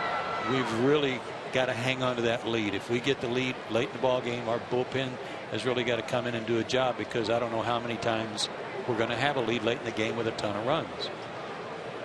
So that has been a very pleasant surprise, the offense. 1 ball, no strikes for Maben. Runner goes. Pitch line into right field. That's going to get down for a hit. Peterson will cruise into third base.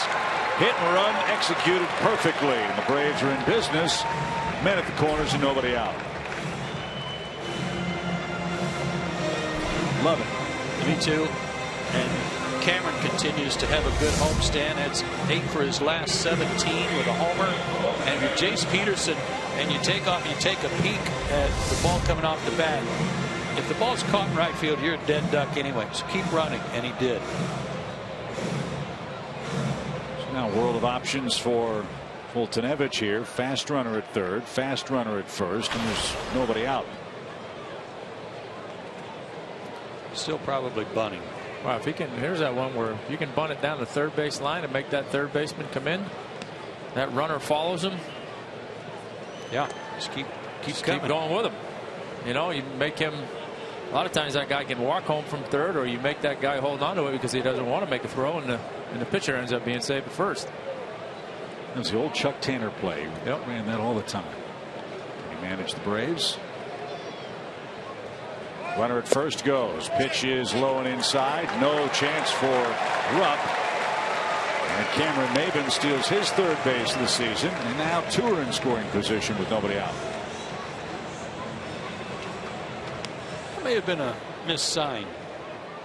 I'm not sure who, but maybe by Cameron, because Fultonevich squared around so early.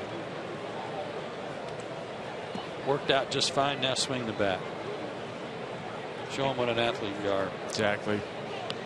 Now you're doing that stuff. 1 ball, no strikes. Fly ball pretty well hit to right. Revere settles under. He's got it. Runners tag. One's going to score. Throw to third's late. Fultonevich has his 3rd RBI. Anyway, Mike.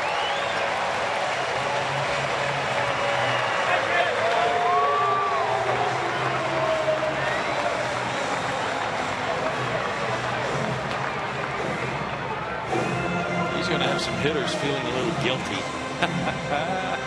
Well, hey, again, just an example of having an opportunity to handle the bat a little bit, help yourself out, and doing it. I mean, that's, like I said, I know it doesn't seem like a lot, but the more you show your manager you can do those things, you get into 5th or 6th inning in games that are tight, he's going to leave you in there. The infield in for Nick Markakis. Get that run in. One of the situations we've harped on and talked about since day one. Braves are .316 hitting team with runners in scoring position. They were last in sac flies last year. And as a result, not very good in this situation.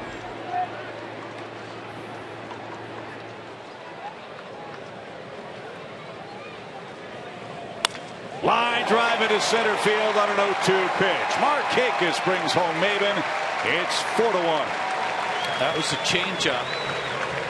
Remember the good one he threw Freddie on a 3-1 count that Freeman missed. Nick didn't miss it.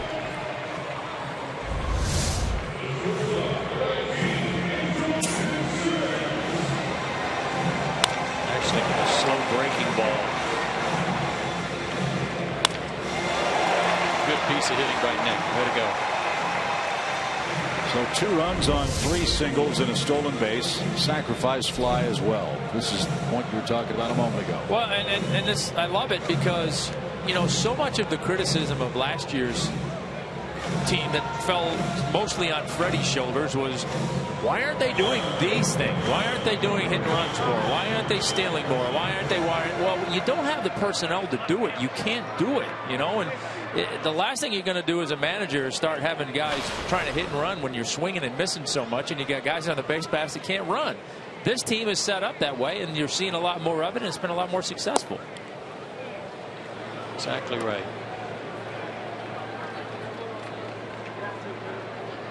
And I guarantee you, this is a much more fun way for Freddie to manage than the way he had to manage this team last year and the year before, when you're sitting back waiting for home runs and watching a lot of strikeouts. Yeah, the home runs are great when they're coming, but when they weren't, right, it was watching paint dry. And I've said it too. Look, regardless of what their record is this year, I would much rather watch this style of baseball night in and night out than watching a 3-run home run and 15 strikeouts. 1-0 pitch to Simmons. He's had a good night, and it continues with another base hit. Anderson's 3 for 3. Boy, he settled in beautifully in that 2 spot in the batting order. Made a nice swing on this ball too. Looked like it was running in on him. Got his hands inside the baseball. Didn't overswing. Well, you were talking the other night about how much work he's been doing and how happy they are with what he's doing. I think sometimes we forget how young he is because he's so good defensively that you think he's been around forever. You forget he really hasn't been playing the game all that long. So that's the end of the line for Jerome Williams. The Braves chase him with a couple of runs and 4 hits in the 5th inning. It's a 4-1 Braves game.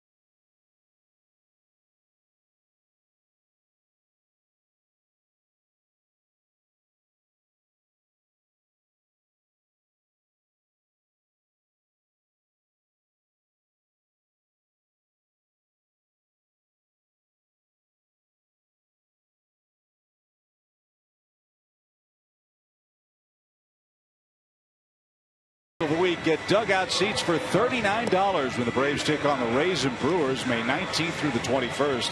That's a savings of over 40%. Visit Braves.com/steal to reserve your seats now, and remember, you must buy today.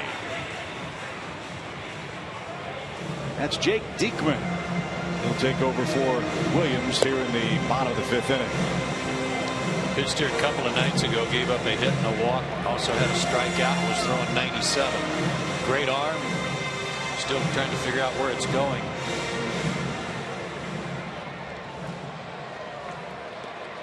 Freeman and Kelly Johnson, a couple of left-handed bats coming up for the Braves. That's why Ryan Sandberg went to the lefty here in the 5th inning. 2 runs on 4 hits across in a 4-1 Braves game.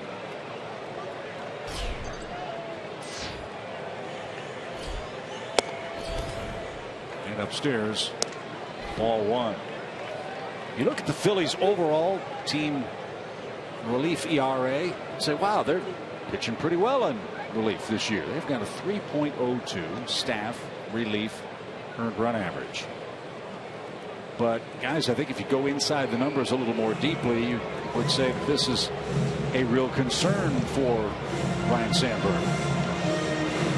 Well, the key to their bullpen being successful is they have the lead, and they can get Papelbon in there and,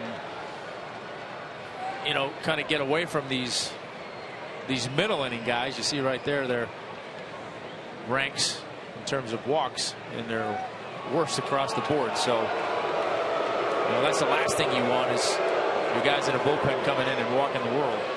I had to ask about that.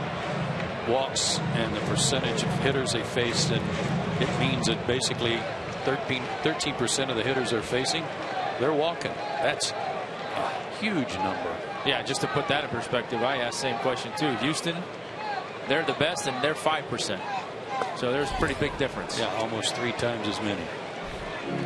And right now, their ace of their staff would be Aaron Harang. He's pitched better than anybody else in rotation for the Phillies. Cole Hamels is 1-3 this year, an ERA over 4.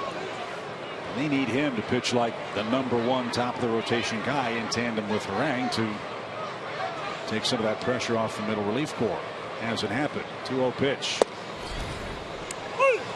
2-1 for the Braves first baseman.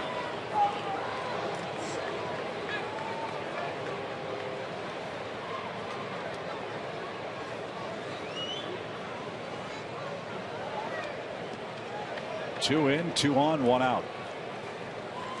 And Freddie didn't get it. 96 miles an hour.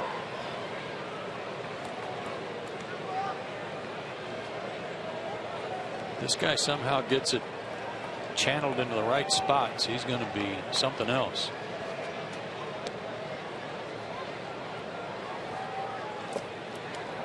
Up a nice stop, full count.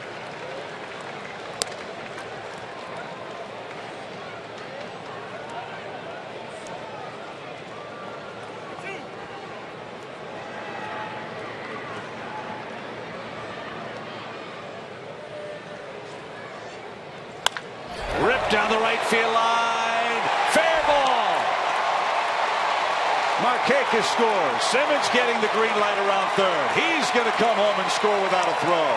Big night for Freddie Freeman. A pair of doubles. And the Braves have broken it open.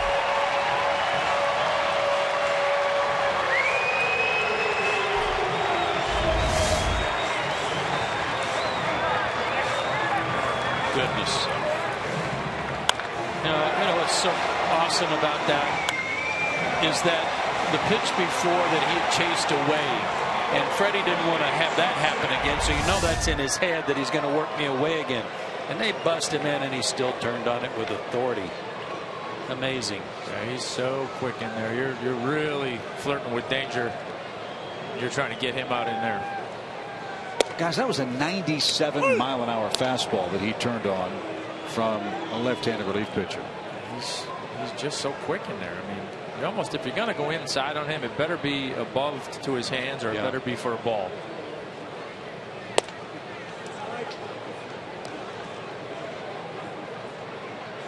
So Freeman doubles home Markakis and Simmons. The Braves have a 4-run fifth on 5 hits. Boltonevich now has a 5-run lead. Getting plenty of rest with this long inning. Ground ball up the middle. Hernandez scoops and fires to first in time for the second out. Freeman to third, and Callaspo's coming up.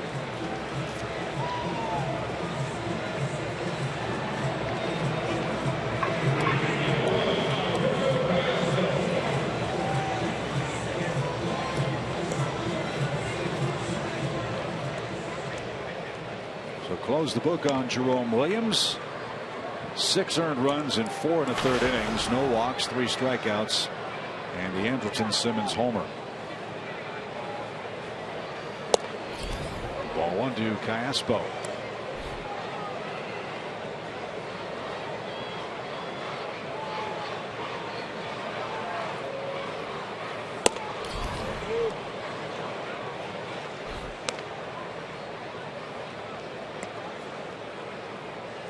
Freeman now tied with Kelly Johnson for the team RBI lead. He's got 17 as well.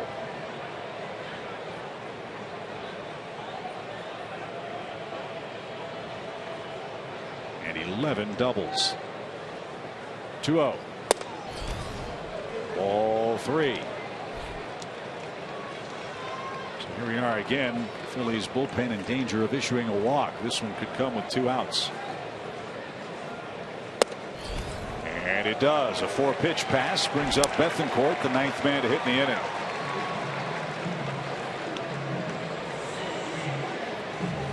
Jerome Williams did not walk a batter. But did give up some hits.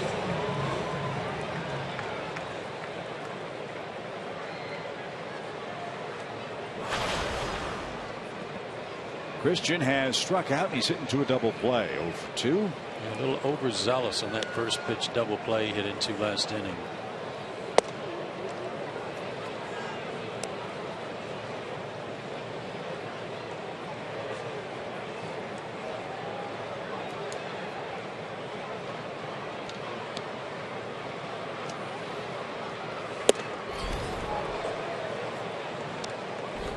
ball, 1 strike.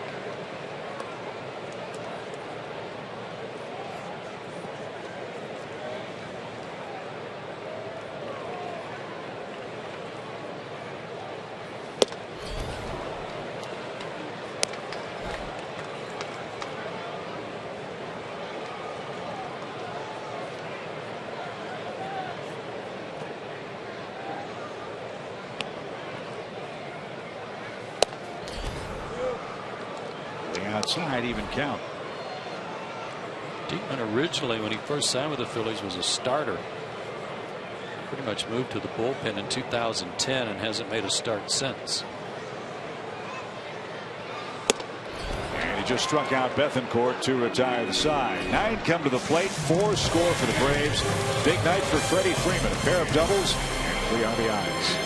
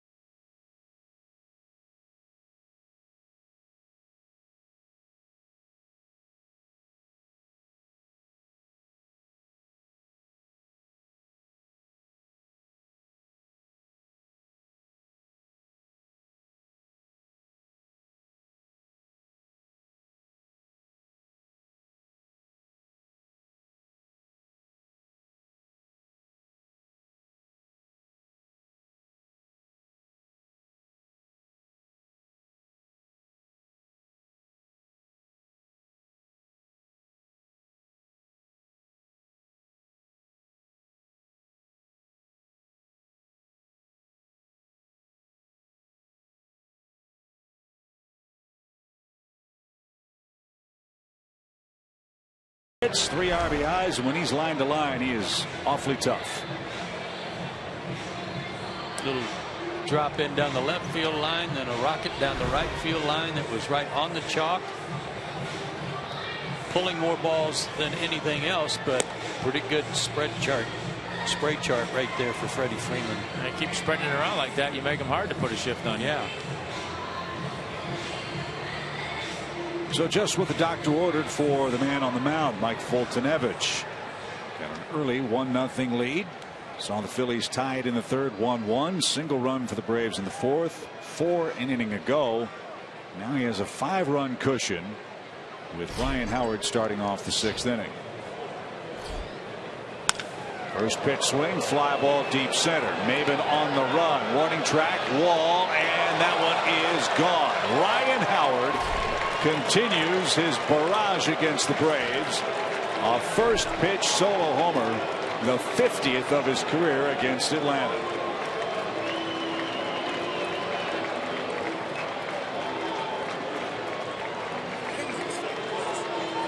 If you're going to give up your first big league homer, that's probably a good time to do it. Yep, I'm saying.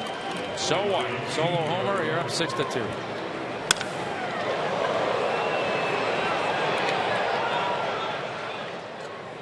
Oh, good effort by Cameron. And for the record, Joe, Mike looked to make sure that it went out before he asked for a new baseball this time. That's good. As Darren Ruff is the Phillies batter. And struck out and flat out tonight. So it's now a 6-2 game.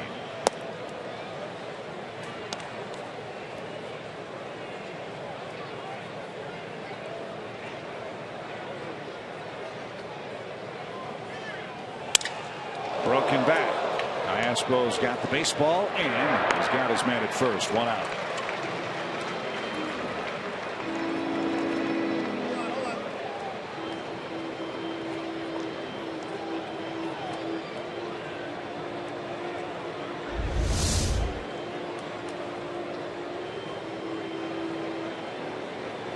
Foltynewicz is going to saw a lot of them off before he's done.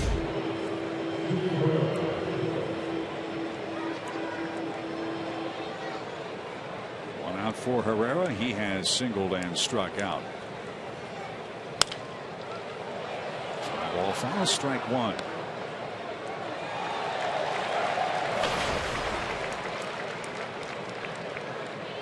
Foltynewicz gave up 3 runs, 6 hits in 5 innings against the Reds.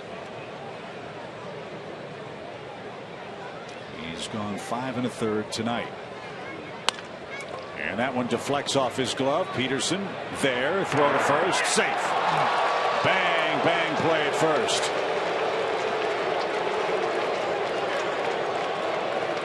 Let's see if the Braves challenge this call at first base.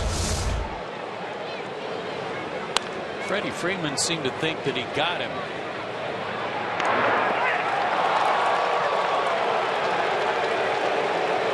Well, he might have.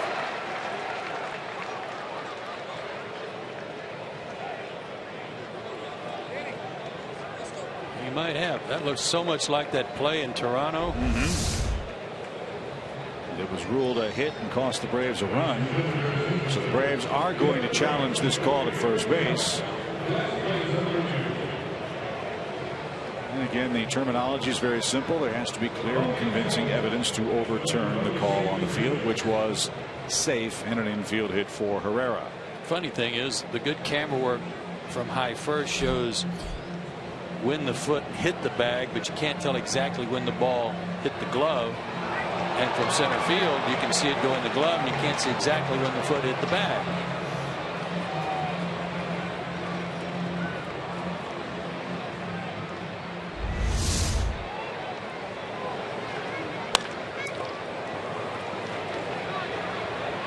He was running hard. You could smell a hit.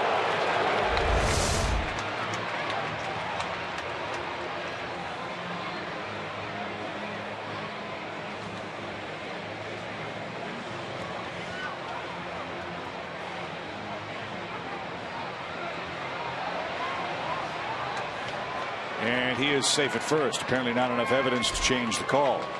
So the call will stand. This is exactly like Toronto. One in Toronto cost the Braves a run.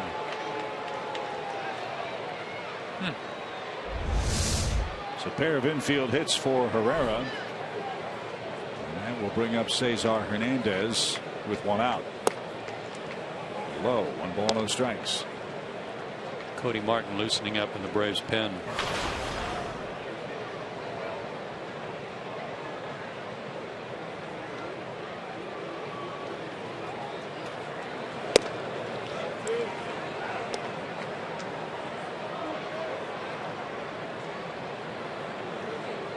In all likelihood, this is his last inning anyways. Going to get up over 200 or over 100 pitches. They're pretty quick. So make some good pitches, get out of the inning, and save the bullpen another out or two. Savilan up now too. Pitch number 99 coming up from Foltynewicz.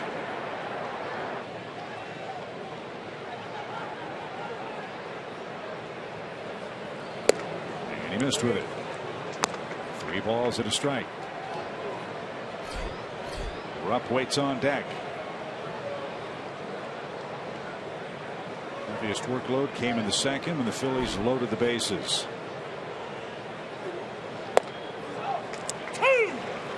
Took a little off and dropped in a strike for a full count. Throw it again.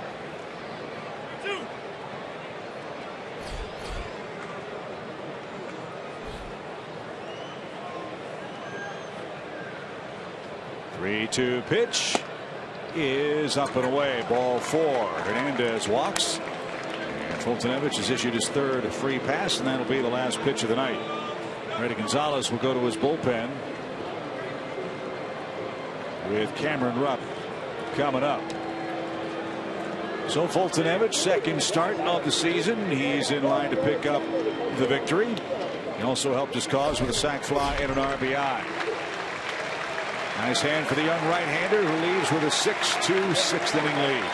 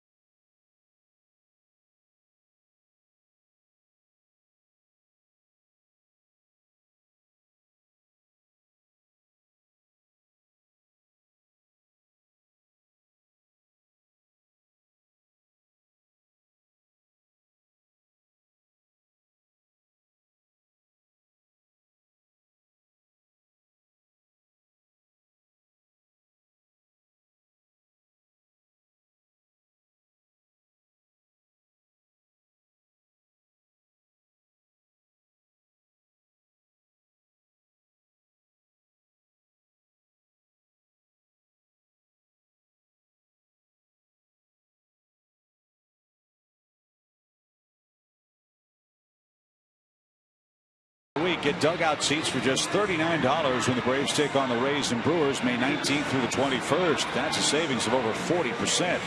Go to Braves.com/steal to reserve your seats now. And remember, you must buy today.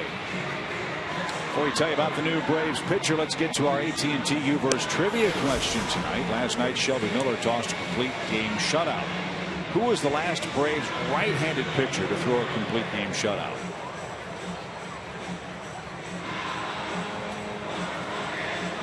I think Julio Teheran, didn't he do that? He almost had a no-hitter against the Pirates. That would be a very good guess. Let's see if we can put our thinking caps together and come up with the correct answer as Cody Martin is on for the 14th time. Like all of his bullpen mates, Cody's been stingy with inherited runners. He's inherited 6, only 1 has scored.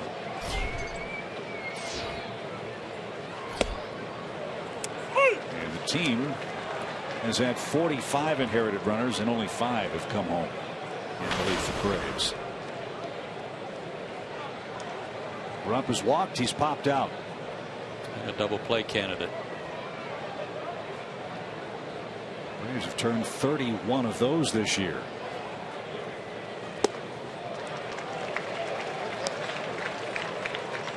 In fact, that 31 double plays turn leads all of Major League Baseball.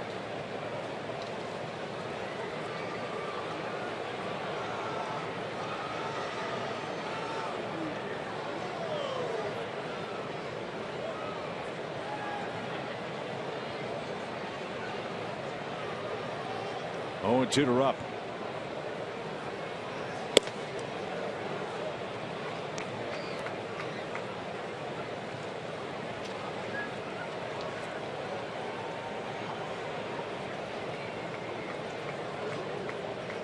Cody's had a few days off, so he ought to be fresh. He last pitched May 3rd against the Reds. He went 2 innings in that game.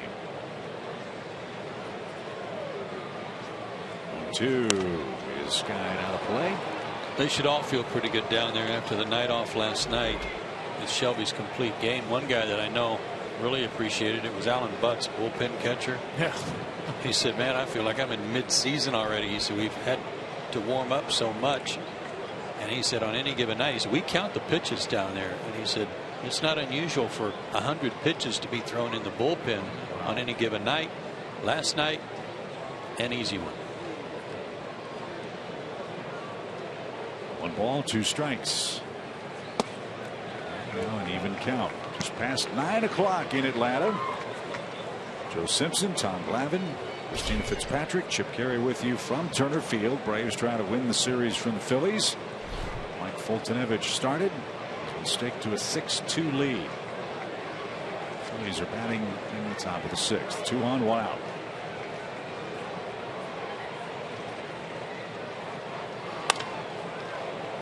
Driven out of play.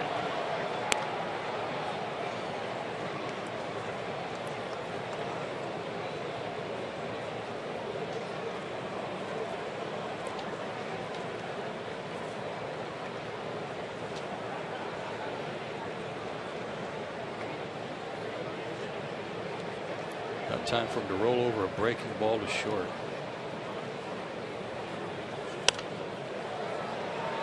Maybe on this one. Well, they're pounding him with fastballs. They must feel good about their chances with that.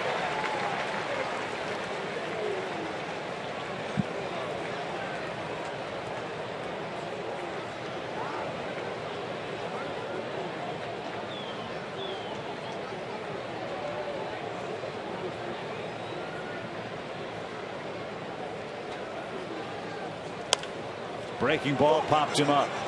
And that'll be an infield fly. Rupp's automatically out. 2 down.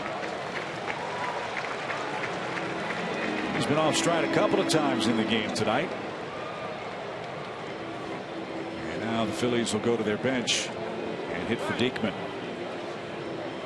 Jeff Francoeur.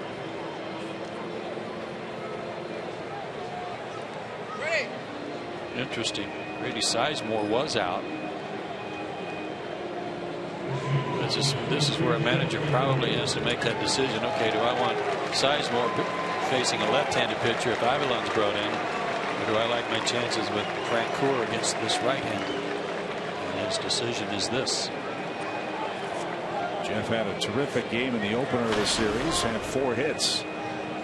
This is his 4th pinch hit appearance of the season. He's 1 for 3 for the Phillies. That 4-hit game raised his average up from 169 to 214. But was not in the lineup last night or tonight, oddly enough.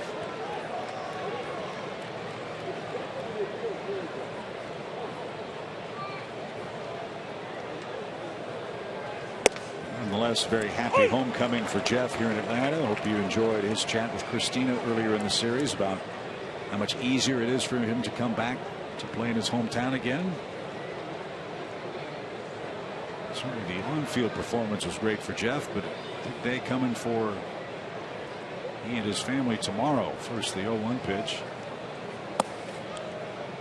And his wife Katie expecting their 2nd child, and they find out boy or girl tomorrow. Tommy Joe would be a good name. Yeah. Either way, I hope they look like Katie. Not Jeff. Just saying. We can only hope. 1 ball, 1 strike. 2 on, 2 out.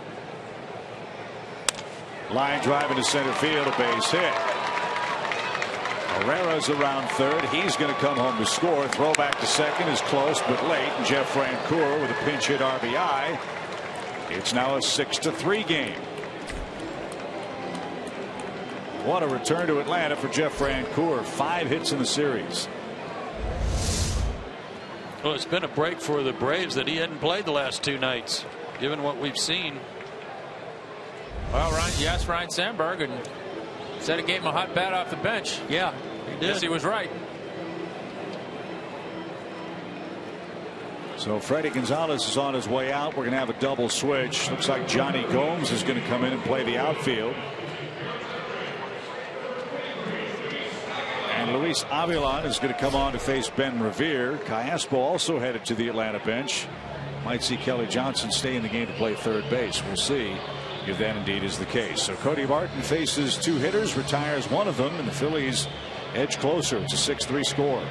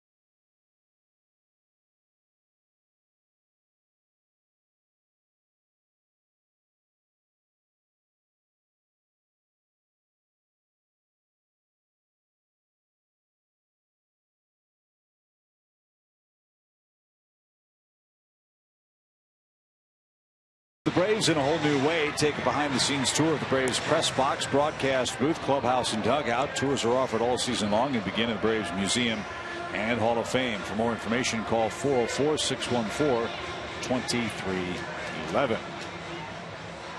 Johnny Gomes does check into play left field. Kelly Johnson moves from left to third base. Glove for Kelly. That's why he came trotting in from the outfield. And let's see if Luis Avilan can take care of Ben Revere.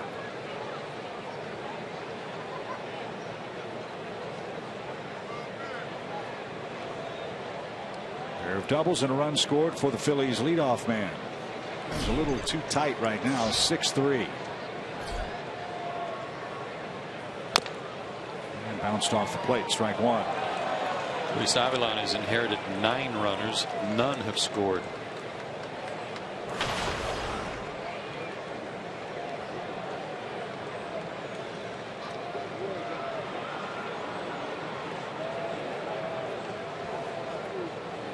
He pitched here Friday night. 1 inning, 1 hit, 1 strikeout. Pinch hit single for Jeff Francoeur, who stands at first. Hernandez at second. Swing and a miss. And Revere is quickly behind 0-2. Good fastball. Yeah, good movement too.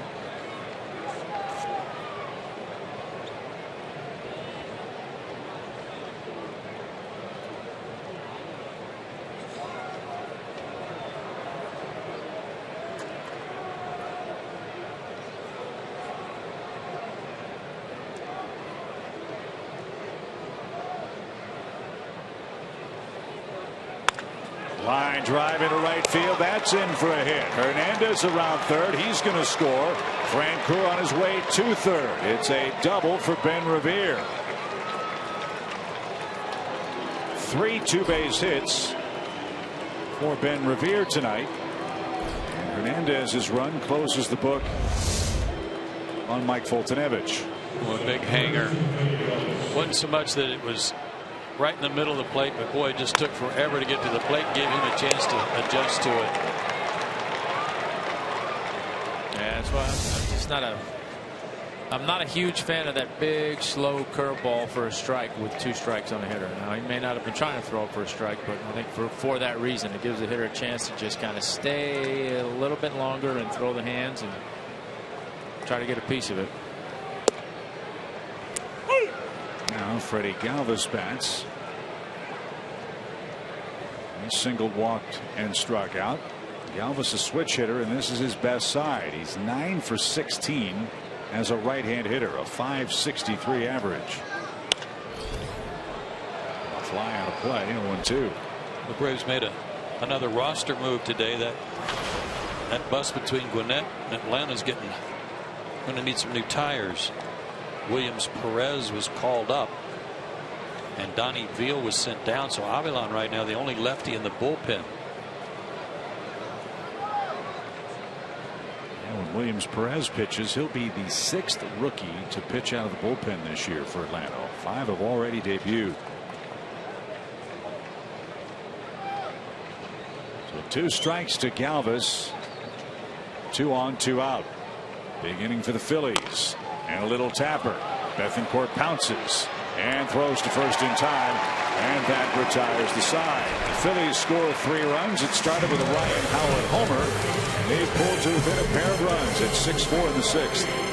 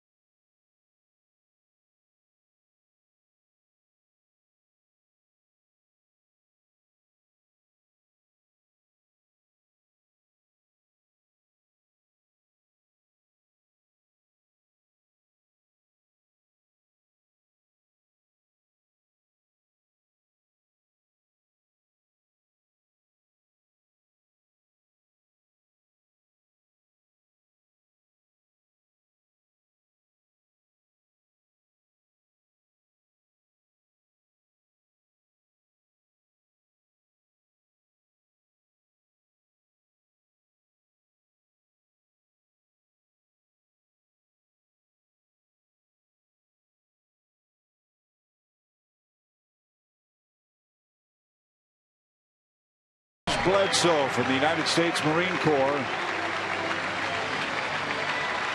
Military Appreciation Night here in Atlanta. We salute and honor the men and women who served in the Vietnam War tonight.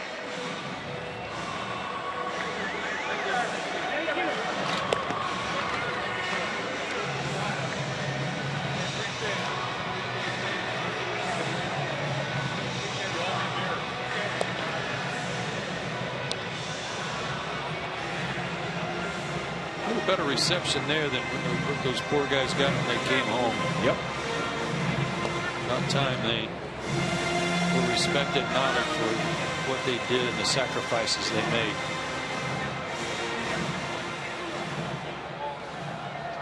So great. All age groups are saluting the military. It's one thing to have folks your age or your generation do it, but when the youngsters come up and say thank you too, I'm sure that's incredibly heartwarming too. So Corporal Bledsoe, we salute you. Welcome to Atlanta. Thank you for your service. As we head to the Braves half of the 6th inning. New pitcher on for the Phillies. Jeanmar Gomez in his 11th game.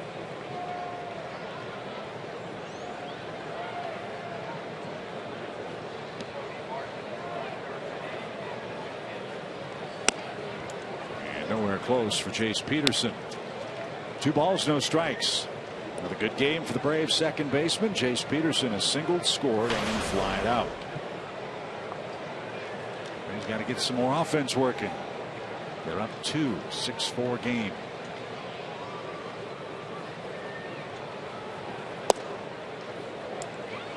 Ball 3. Gomez fastball, slider change, fastball in the low 90s. Did not like that call.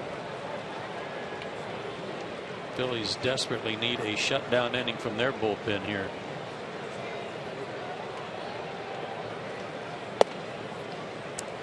That went in for a strike. Chase Peterson got that last rally started in the 5th with a line drive that almost hit Jerome Williams. I don't know how it missed him.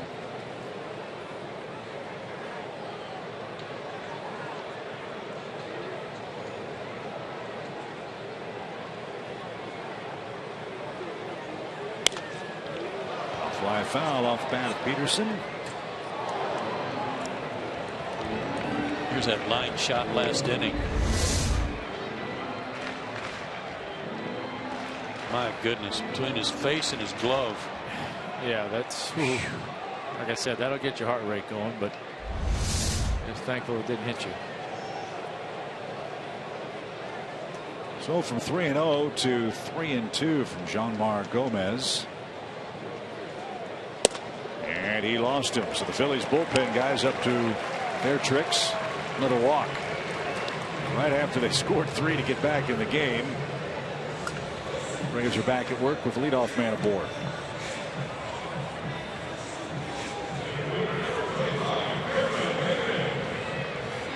Manager can only pick from whatever crop he's got down there. He can't throw it for him. No, I mean, you don't. You'd almost rather see the guy go out there and give up a solo home run than to walk a guy after you just got back into the game. Oh, it's heartbreaking, man. I mean, Ryan Sandberg's done a great job managing this game tonight.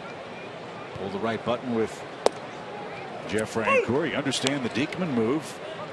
You don't expect anybody to turn around a 97-mile-an-hour fastball in a lefty-lefty matchup, but Freddie Freeman just beat Diekman on that play. You can play matchups, you can play by the book, you can do all the strategy you want, but if your guys don't go out there and throw enough strikes, then it's just you're rolling the dice every time you make a move.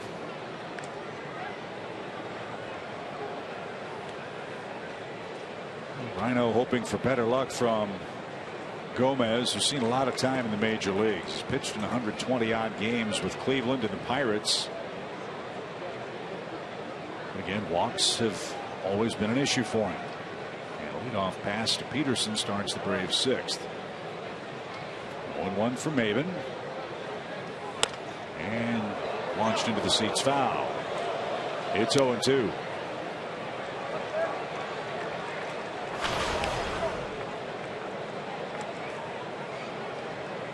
Cameron's average slowly climbing. He's at 241 now. In 6 games, he's got 8 hits.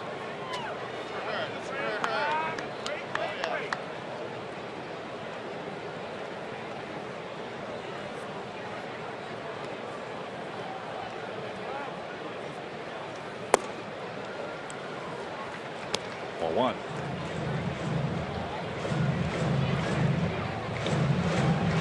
The Mets are home in interleague play tonight. They're beating Baltimore again. It's 5-1 New York. Ubaldo Jimenez and Jacob deGrom were the starting pitchers at Citi Field this evening.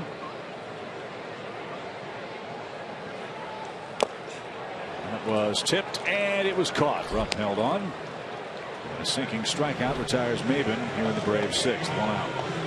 I don't know whatever happened to Ubaldo Jimenez. I mean, we saw him throw a no-hitter here one night. He did walk a bunch of guys that night also, but so dominant while he was with the Rockies. If it's been arm trouble, he hasn't admitted to much of it.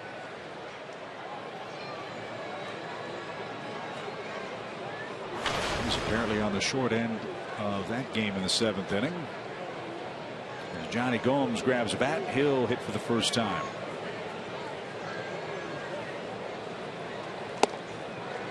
Didn't get it. Strike 1. One more note from that Mets series. Bartolo Colon did something that's never been done before. He beat the Orioles for the 7th time and with the 7th different team. That's amazing.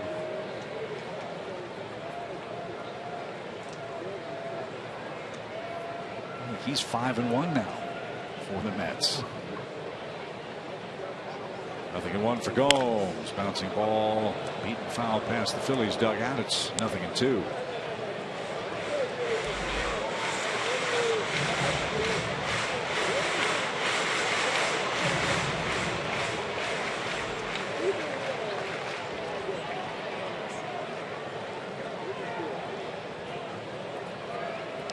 Game had a nice crisp pace until about the 5th inning. And the brakes were slammed on.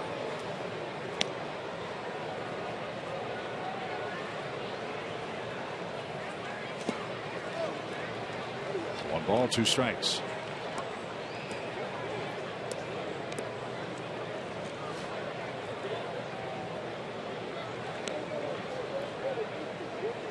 Braves batted around in their half of the 5th. Phillies sent 8 to the plate in the top of the 6th.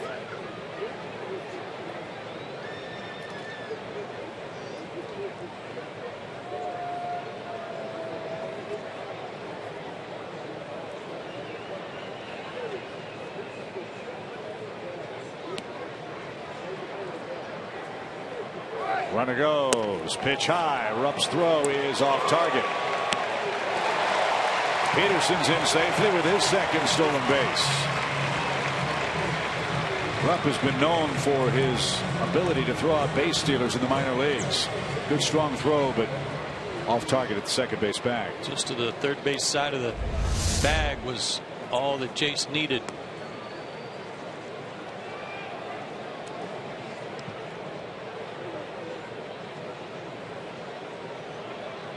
That throws on the 1st base side, they may get the call. Oh, a hit means a run if Johnny can provide one.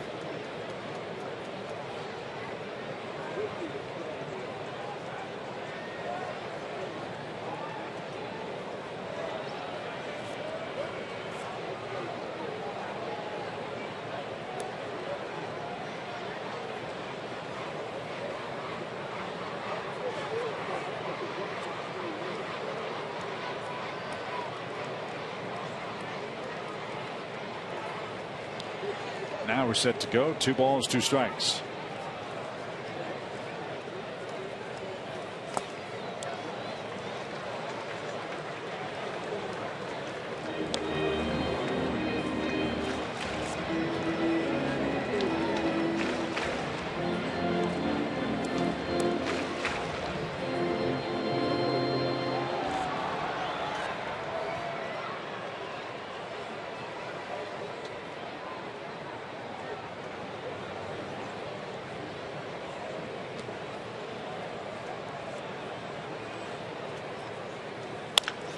Bounced foul past third. Ashe's playing really close to the line too. Not much room there for Johnny to pull one by him.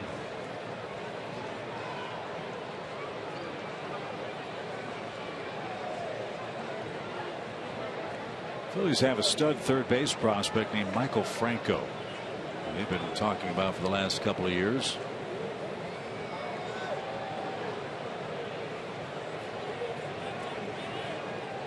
Got called up for a little bit last year, didn't he? When he gets here and stays here, there's talk that Ashe might move to the outfield, left field in particular. 3-2 pitch popped up deep short. Galvis on the run. Look at his range, and he makes a fine grab to take care of Johnny Gomes.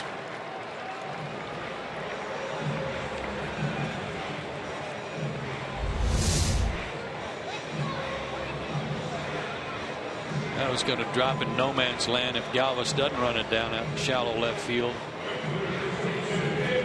Never took his eyes off of it.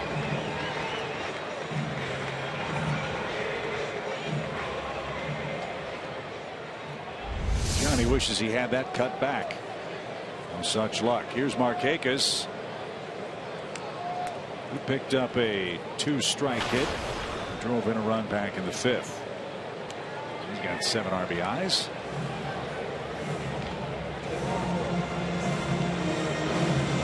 Another chat on the mound. Discuss strategy with Markakis. Simmons is on deck. He's 3 for 3 tonight. Well, therein lies the dilemma. You got a base open, a left-handed hitter, but do you pitch around him to get to the guy that's 3 for 3? Quick meeting. And a quick turnaround. Traveled 8 tomorrow. Matt Coney's pumping the gas in the airplane. Hey, by the way, Matt Coney, Vietnam vet, he's at the game tonight too. So we want to mention the fact that we appreciate all of Mac's service too while he was in Vietnam. I saw him downstairs. He wasn't real happy with me today. No? No, I wasn't happy about the uncrustable comments and a couple of the other things. He'll get over it. We'll remind him tomorrow. 1 ball, no strikes to Nick Markakis.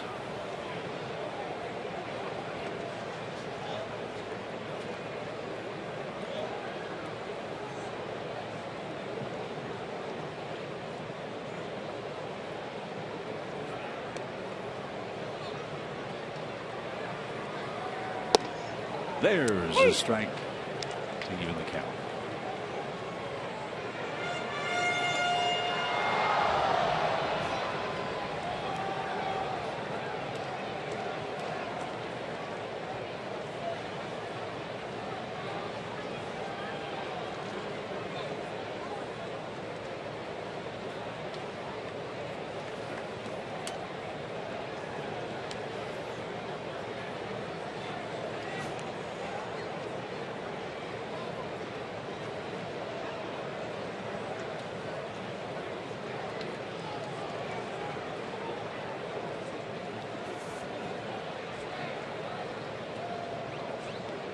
Come on, boys. It's not that hard. He's only got 4 fingers. As your dad used to say, it's in the rules. He does have to throw it at some point.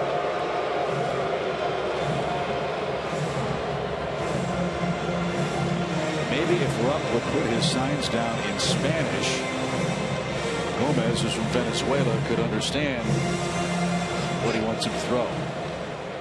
May not be able to see his fingers no matter what language he's putting them down.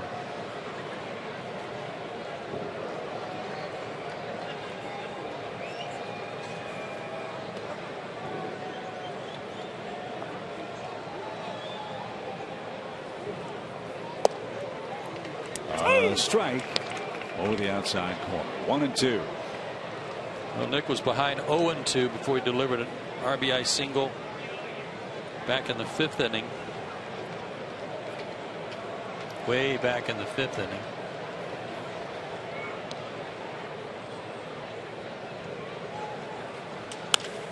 Driven toward the gap in left center field. It's going to get down. Markakis comes through with another 2-strike hit.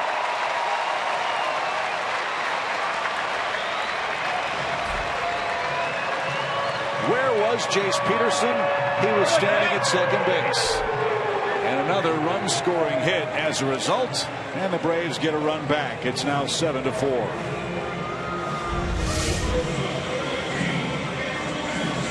Good pitch, too. And hit it where it was delivered. Yep, 2 strikes, shorten up a little bit, hit it where it's pitched.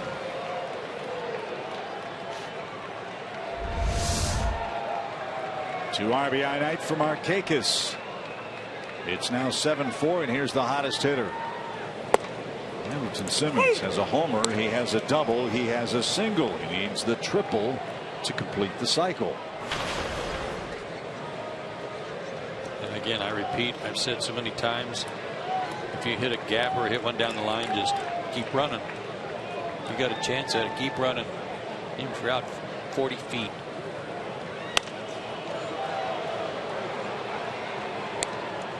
No balls, 2 strikes. So once again, a walk out of the Phillies bullpen cost them dearly. Jace Peterson drew it, stole second, and scored on a Markakis double to make it a 7-4 game.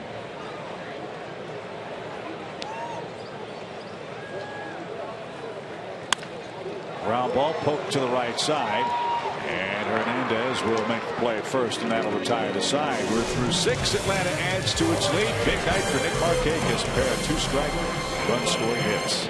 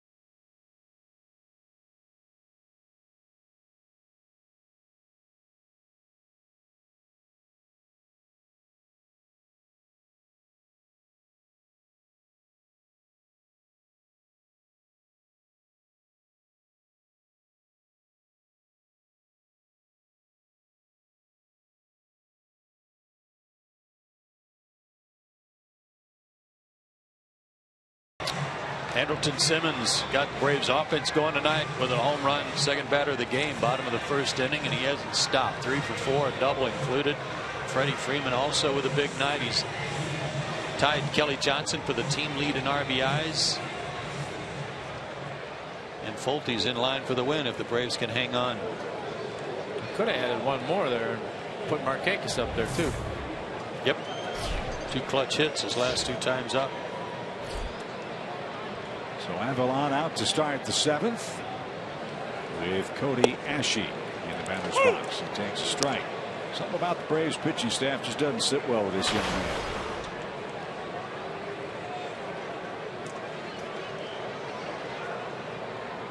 .128 hitter lifetime for last night's game. He went 0 for 4 and he's 0 for 3 today. So Cody Ashe lifetime, 12 hits and 101 at bats against the Braves.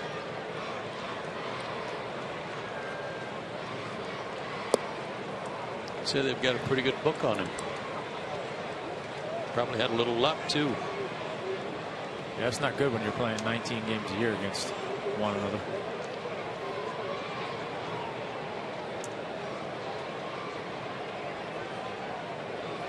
One ball, 2 strikes. And Ashe is down swinging again. That was nasty. That was that old Johnny Venner sinker that he had a couple of years ago.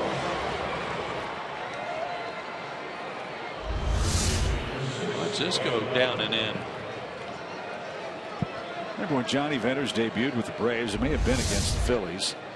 I think it was. And Brian McCann was catching, and Chase Utley was the first guy that Johnny had to face, and he threw one of those pitches right at Chase Utley's feet, and Utley missed it. And he turned around and looked at Brian McCann and said, "What the bleep was that?"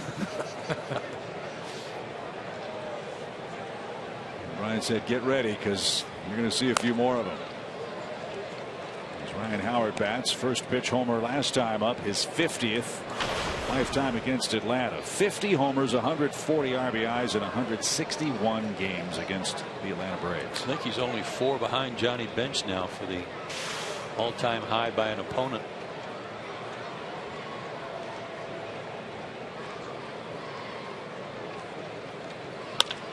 And a sharp hit into right field. He beats the shift. So Ryan Howard with a 3-hit game.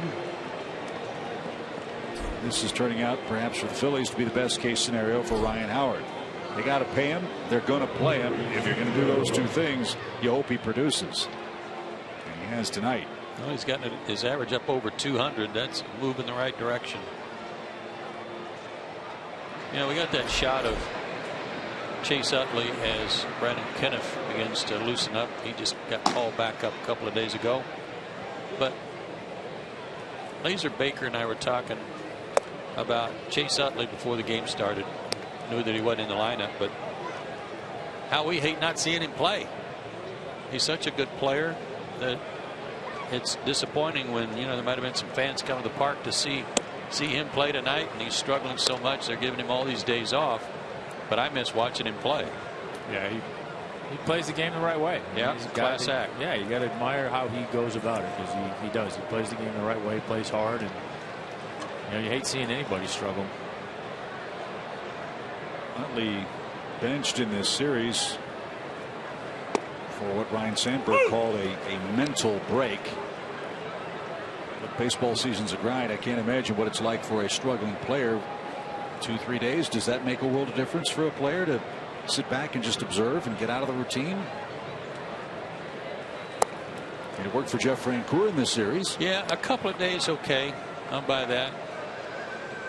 I don't know that 3 or 4 does you a whole lot of good.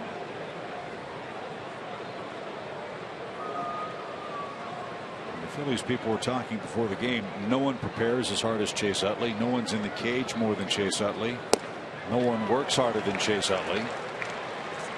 Unfortunately, he squared up a lot of balls on this road trip that haven't fallen for him, which adds to the frustration. Well, he's probably about to go on a tear, and it's good that they're leaving town. They'll face the Mets, the Pirates, and the Diamondbacks at home. That's where the Phillies head after the game today. Braves don't see the Phillies again until back here at Turner Field over the July 4th holiday.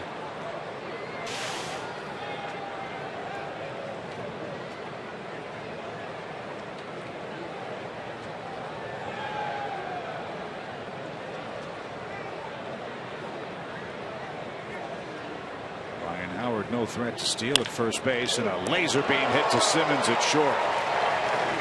He thought about firing back to first or maybe playing that on a short hop, but he caught it. And there's the second out. Couldn't get his feet under it. He might have thrown it to first if he'd have gotten his feet under it.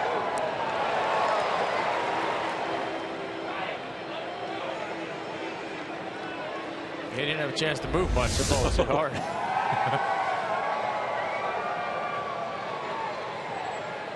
So 2 outs. Odubel Herrera, the batter, a couple of infield hits and a run scored tonight.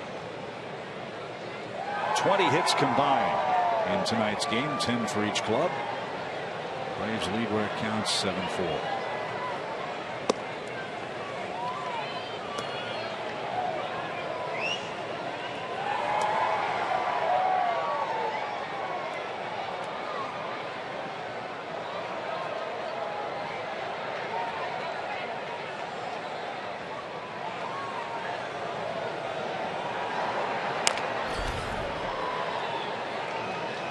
But first, even count. We're off to Washington tomorrow. Open up a series with the Nationals over the weekend. Eric Stoltz and Gio Gonzalez will pitch on Friday night. Saturday afternoon, Julio Teheran and Doug Fister. Sunday, Alex Wood and Jordan Zimmerman. The Braves will make their way to Cincinnati for a series, then down to Miami. Braves have not seen many left-handed starters, only 3 all year, and they're 2-1.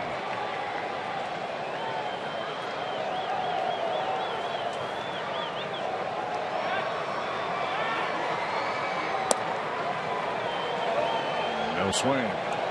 2 balls and a strike.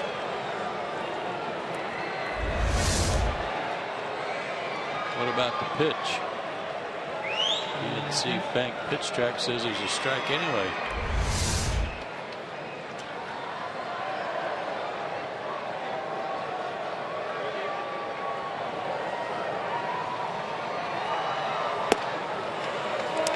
Letter high and an even count.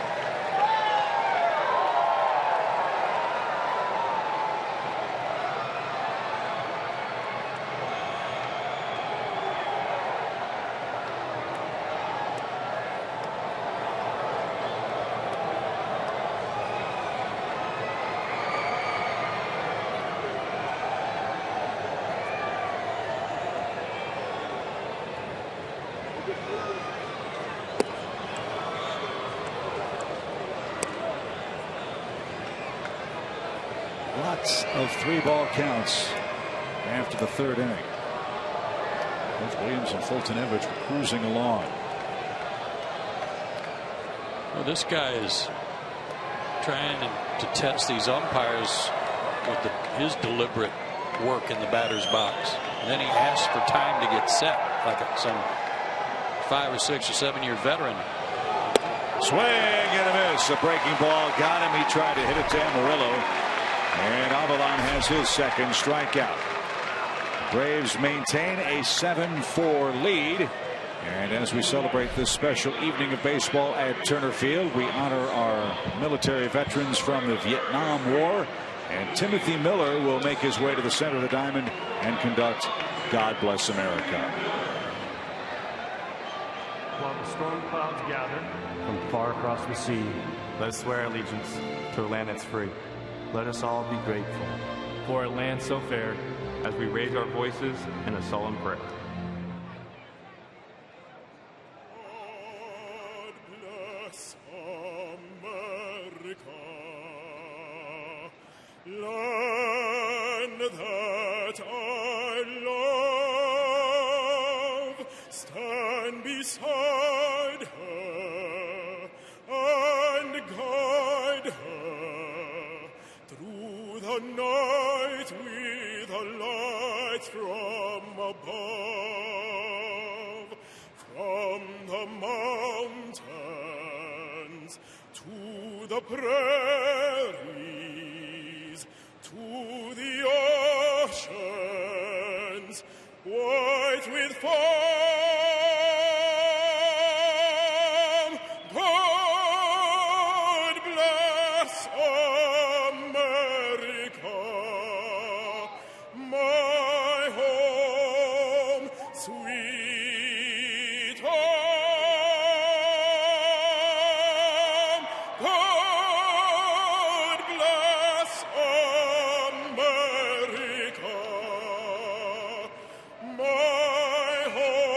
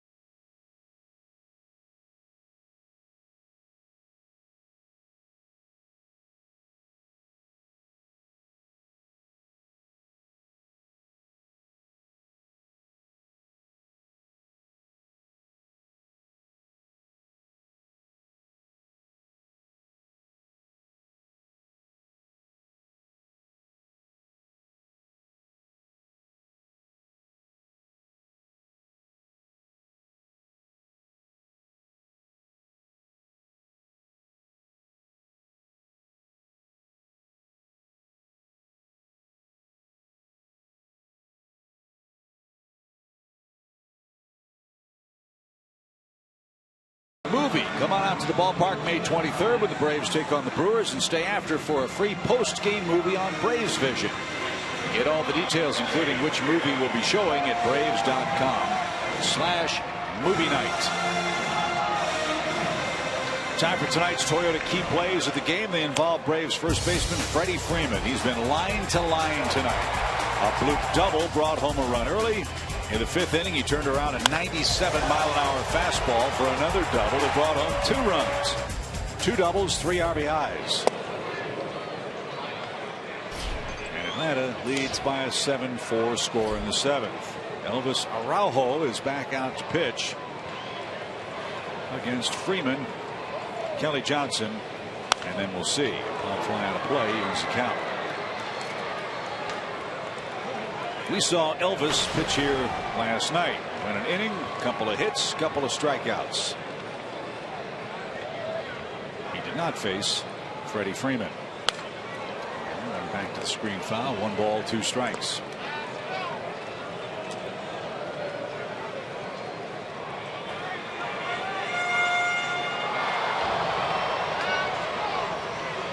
Another hard throwing left-handed relief pitcher. If it clicks for him and clicks for Diekman, boy, that would be a real nice bit of weaponry out of the Phillies bullpen. On ifs, though. Yep. I'm saying if wishes were horses, beggars would ride. I heard something like that. 1-2 pitch. In the air to left. That might drop. Have yourself a night, Freddie Freeman. 3 hits.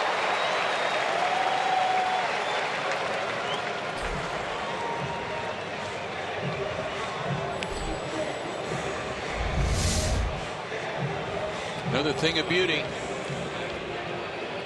Hey, a couple of flares. A rip down the line.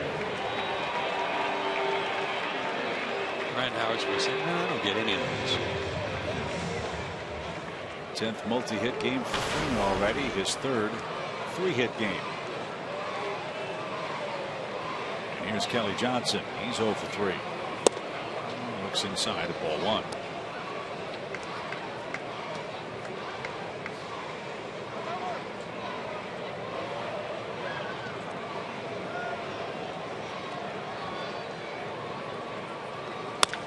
Sharply hit to short. Galvis sliding stop. Cesar Hernandez the turn. That's a beautiful double play. Tell you what, Freddie Galvis is trying to put himself right in there with that National League East shortstop crew. He's played a great series. I was going to say, we've seen two pretty good shortstops in this series.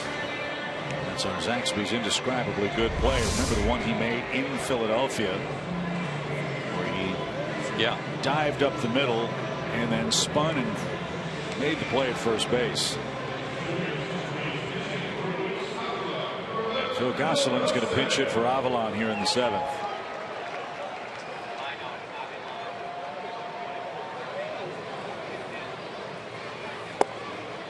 And a strike.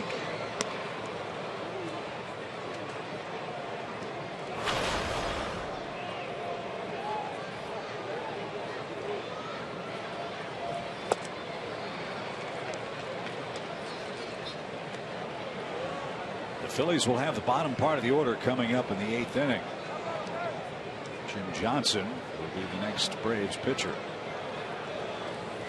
And he's on his way out of the bullpen now. A single, a double play, and a strikeout sends our game to the 8th inning. 7-4, Braves lead the Phillies.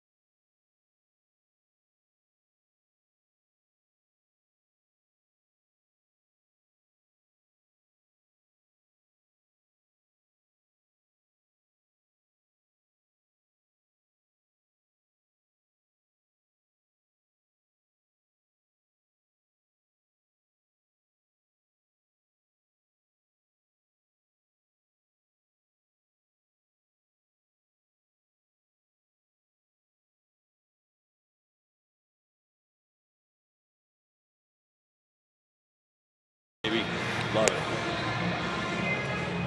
AT&T Uverse trivia time last night. Shelby Miller tossed a complete game shutout. Named the last Braves right-handed pitcher to throw a complete game shutout.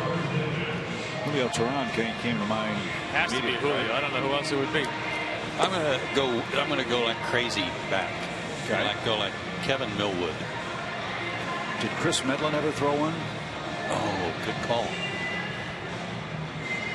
But it was Julio Teheran against Milwaukee.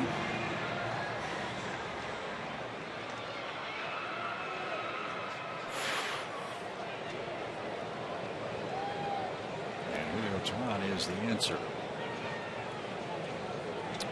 Jim Johnson. And a bunt try by Cesar Hernandez.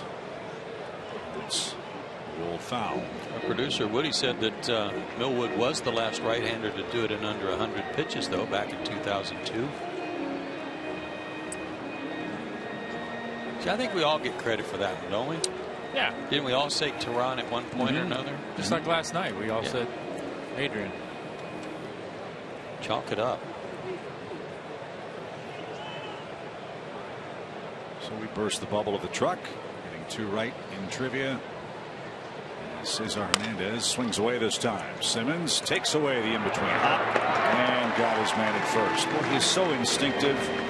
Reads the ball so well off the bat. You almost never see Andrelton Simmons get a bad hop at shortstop.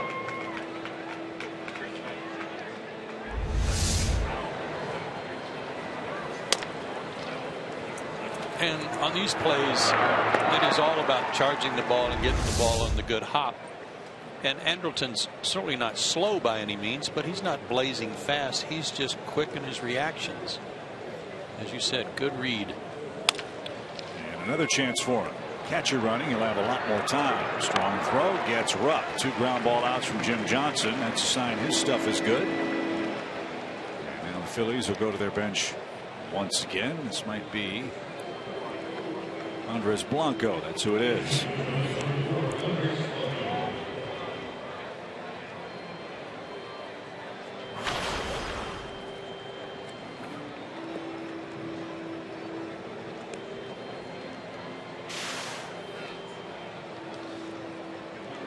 Blanco pinch hit in the 6th last night, and he struck out. Also pinch hit in the 8th inning, game 1 of the series, and it was a double play. So he's been Blanco'd in his first 2 at bats.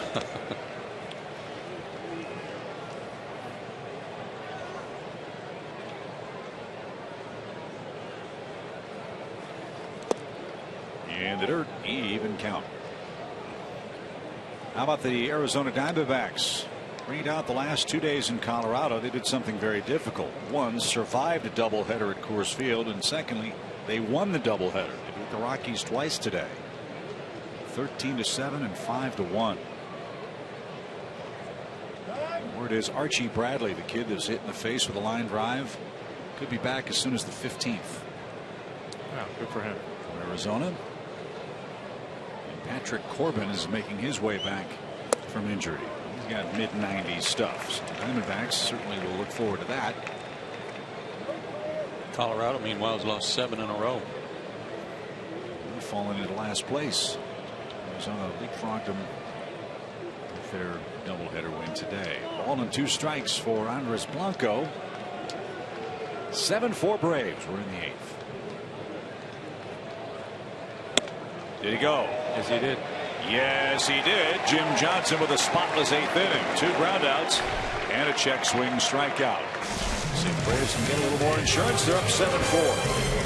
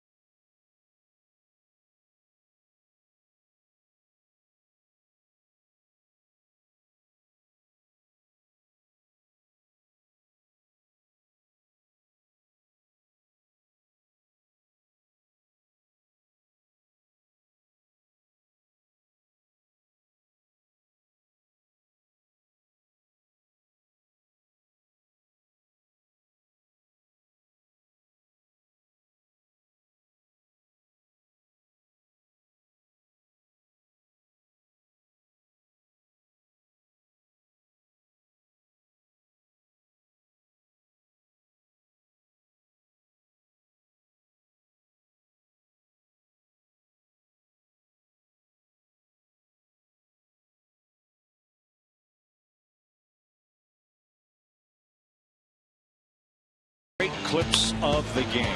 Big night for Andrelton Simmons. I'll say let the Braves offense going in the first inning with that home run, his second of the year. Almost hit another one out. Turned into a double.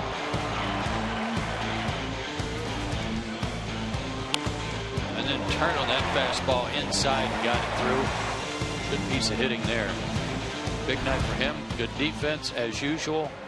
And he has scored 3 runs. A few more wouldn't hurt. 7-4 Atlanta leads it. Christian Bethancourt to face Luis Garcia in relief for the Phillies. And he beats the first one to the shortstop, Galvis. And a sinker to first handled by Ryan Howard. 1 pitch, 1 out.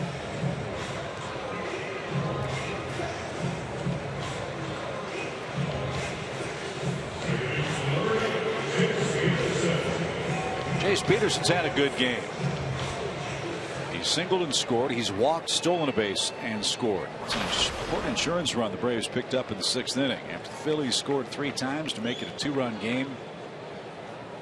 Jace's tally made it a 7-4 score. He's been on base twice, as you just pointed out. He came into the game with a .341 on base percentage, so that's gone up.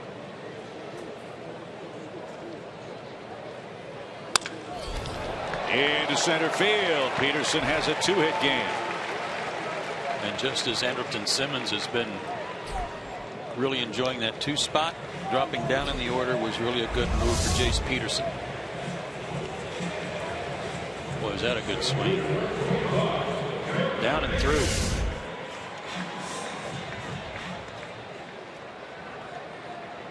It's been really fun to see the 7-8 guys feed the top of the order for Atlanta. Markakis, he's gotten some RBI chances. Simmons, Freeman. The lineup right now is flowing very well for the Braves again. 7 runs on 12 hits. A 236 for Cameron Maybin may not look like much to you, but that's a vast improvement over where he was. He's been on a slow, steady climb.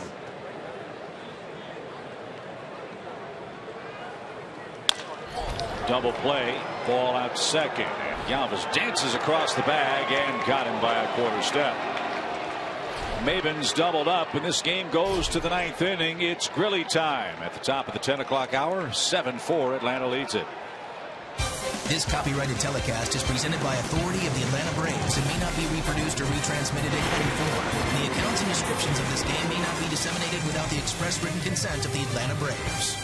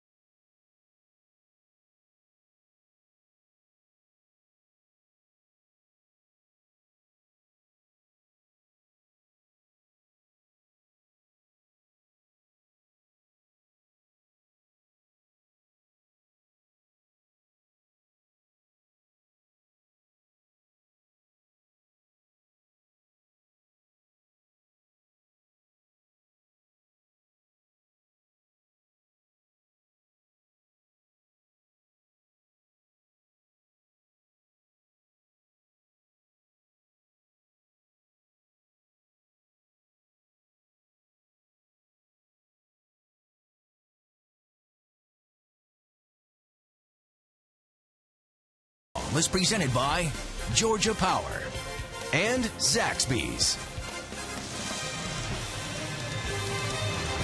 Fans follow the Braves all year long with MLB.com at Bat, the #1 app for live baseball. At Bat is up to the moment, at any moment, with in-game highlights, live look-ins, replay reviews, radio broadcasts, StatCast, and more. Get MLB.com at Bat for your smartphone or your tablet. Well, it's been a while since Jason Grilli's been in a game. Here he is, 3-run lead. Top of the order coming up for the Phillies. Top of the 9th inning. First outing for him in 5 days.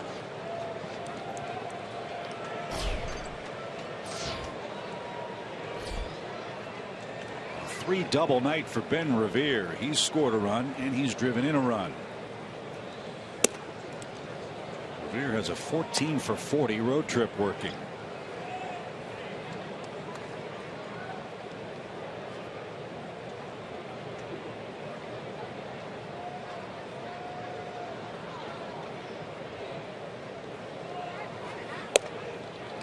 Ball 2.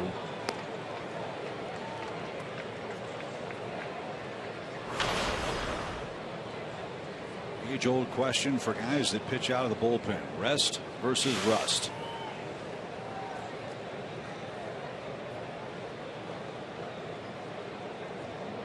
Let's see what really has in store for us with Galvis, Ashe, and Howard coming up. There's a strike. Mason's done a terrific job. Tied for 3rd in the league with 8 saves. He's been terrific on the road. Retired all 15 batters he's faced away from Turner Field. He's had the strikeout pitch working. 14 strikeouts in 9 innings this year. But Revere has been a tough out tonight for every Braves pitcher. A 4-hit game for Ben Revere, and the Phillies are not going quietly in the 9th.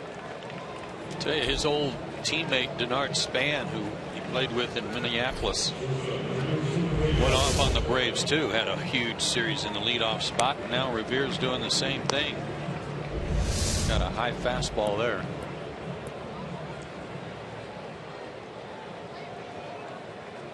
That's the 3rd 4-hit game for a Philly this year. 2 of them have come in this series. Revere tonight, Jeff Francoeur on Friday. Excuse me, on Monday. Here's Freddie Galvis. And a breaking strike, 0-1.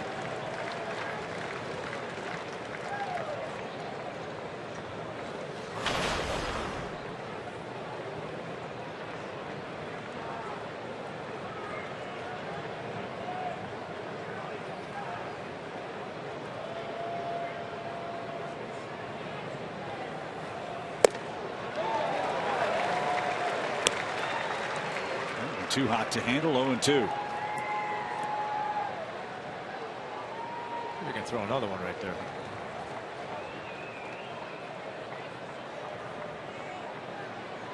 Aaron Harang pitched a beauty again for the Phillies in this series. He'll take his next turn against the Mets. 0-2 count. And a fly ball softly hit out toward left. That's playable. And there's out number 1. Time for our Home Depot tools from the dugout.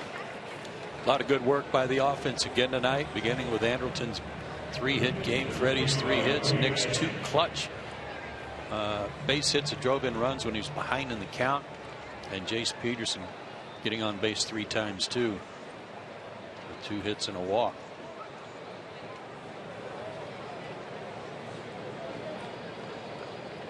Cody Ashe 0 for 4 with 3 strikeouts.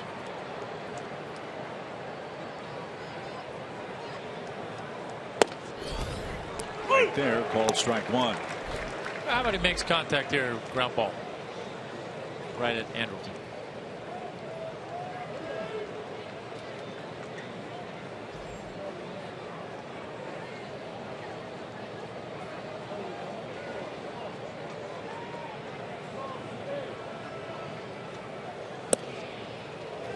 Just missed, and the count's even.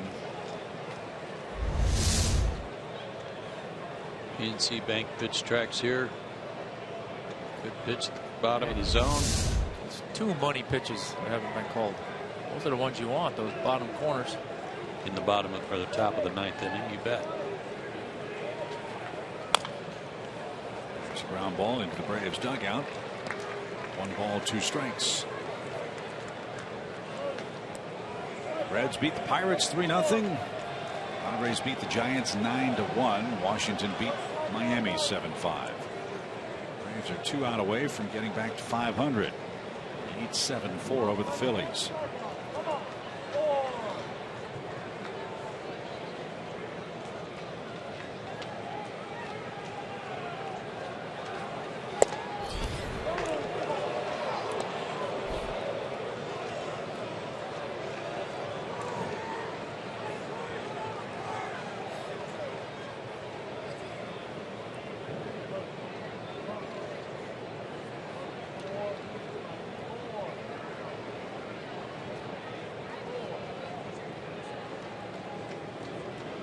Long look in by Grilli now as she steps out on it.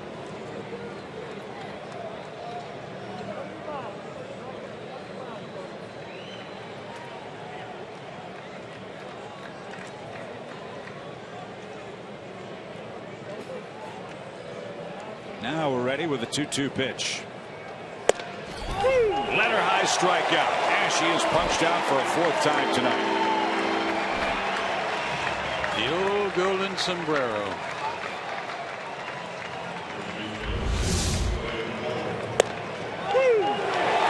One high. Well, if the hitter's going to get the low one for the benefit of the doubt, he can't expect to get that one too. No, can't get both of them. And Grilli's an out away with Ryan Howard coming up. Braves will shift again. Howard's had 3 hits.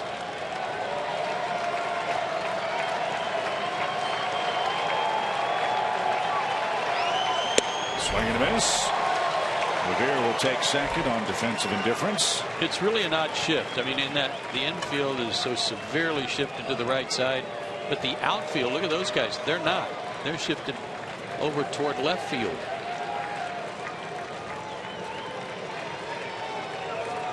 They're moving Kelly Johnson around now.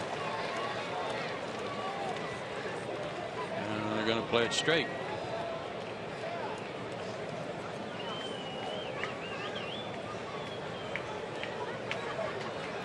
At second base, force that issue.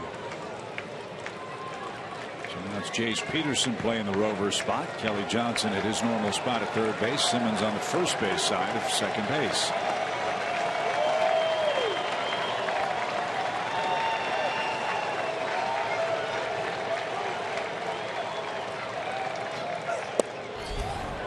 Downstairs for Howard. 1 ball, 1 strike.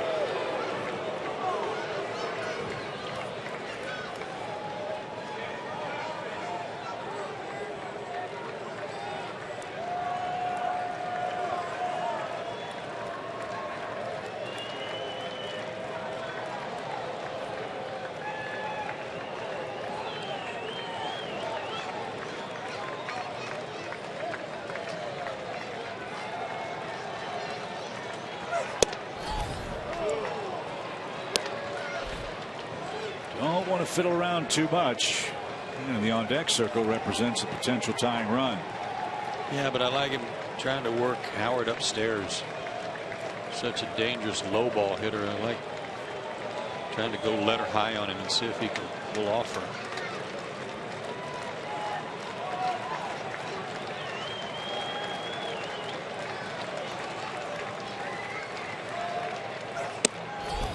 Nearly hit him inside. 3 balls and a strike.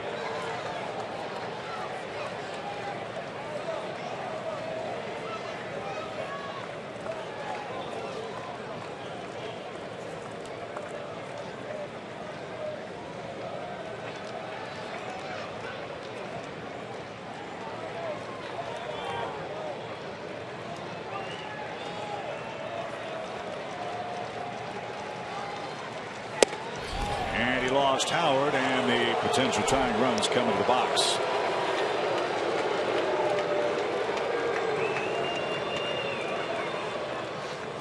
Darren Ruff is the hitter.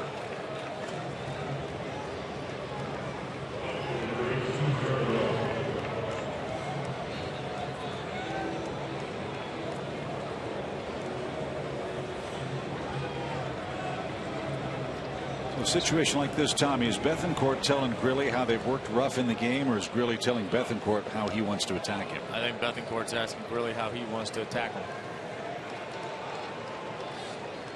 Well, Ruff's taking an 0 for 4 tonight. But one swing he hit in the second level, the club level above the Phillies bullpen earlier tonight off Fultonavich, and he lined hard to short last time up with Howard at first.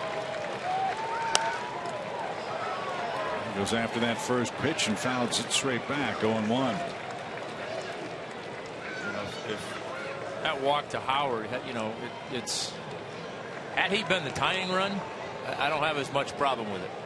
With a 3-run lead, you almost, I know it's hard to do, but you almost rather say, hey, here, go ahead, see how far you can hit it, see if you can get him to pop it up or hit it at somebody, rather than ending up walking him in that situation and then letting the tying run come to the plate. So top of the ninth drama with 2 outs. 2 on for Darren Ruff. 1 pitch.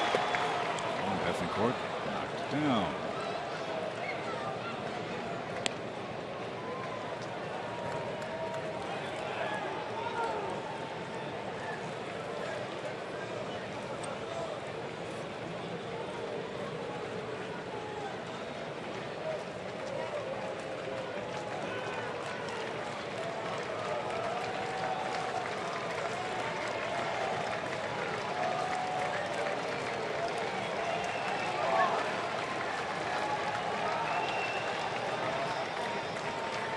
Fultonavich eventually struck him out in the first inning. As I recall, it was after he'd gotten ahead of him and then ran the count back to even.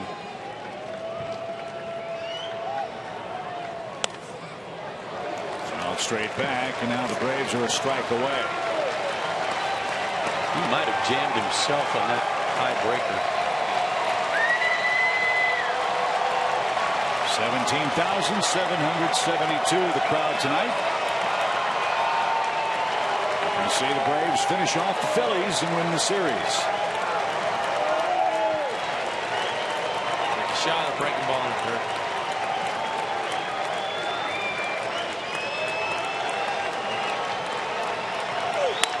Line drive left field. Gomes is coming on, has to play it safe. And Darren Ruff keeps the game alive for the Phillies. A 2-out, 2-strike single of his own. That scores Ben Revere. Howard stops at second. It's a 7-5 game in the ninth.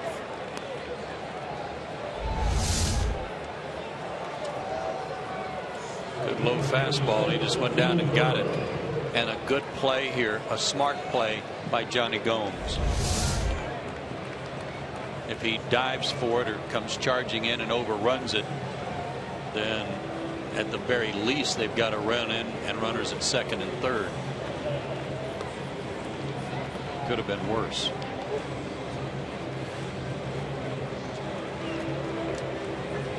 Quick chat from Braves pitching coach Roger McDowell. And now Herrera is the batter. 1 in, 2 on, 2 out. 2-run Braves lead.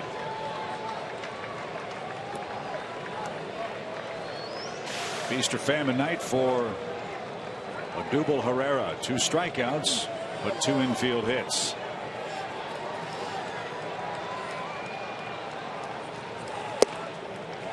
A little surprised they haven't thought about a pinch runner for Ryan Howard here.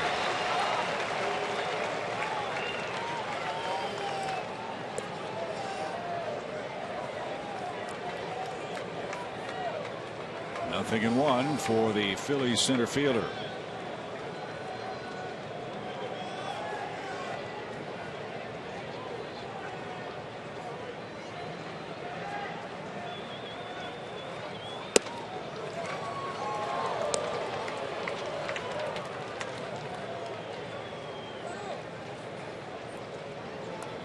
Phillies get their bullpen busy. Ken Giles begins to loosen.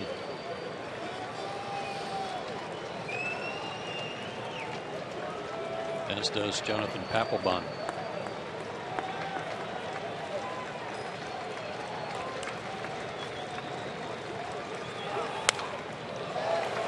Again, Jason's a strike away.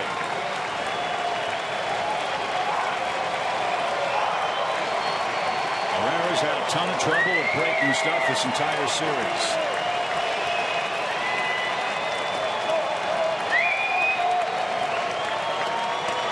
Let's see with Bethencourt And the Braves closer Cook up.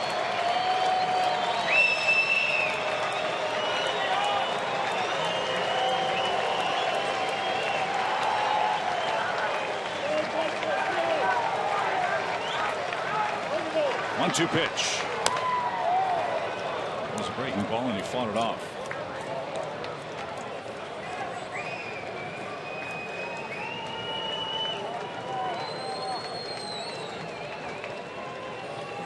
When you've got that high leg kick, especially where his right foot comes from, it's awfully hard when you kick it in the air to stop the momentum. You're already beginning to rock forward, lean forward, and then especially stride forward to get your foot down. And that's why it's hard for him to adjust anything off speed. Bob, if they can get him out with a breaking ball, I wouldn't mind seeing him take a shot at a high fastball here first to set it up so he can get him to chase it.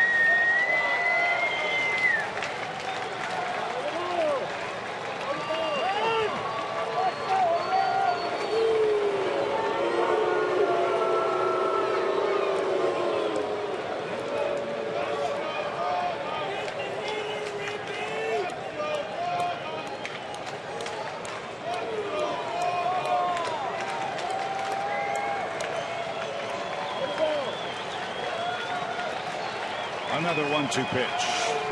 He got him looking. A fastball freezes Herrera. And the Braves have beaten the Phillies. 7-5 is your final score. Atlanta takes 2 out of 3 from Philadelphia. They wrap up a 5-5 homestand. How apropos is that shot? Big night for number 5 for the Braves. Freddie Freeman, 3 hits, 3 RBIs. Wins his second victory of the season. 7-5 the final from Turner Field. Back to talk about it more with you after this.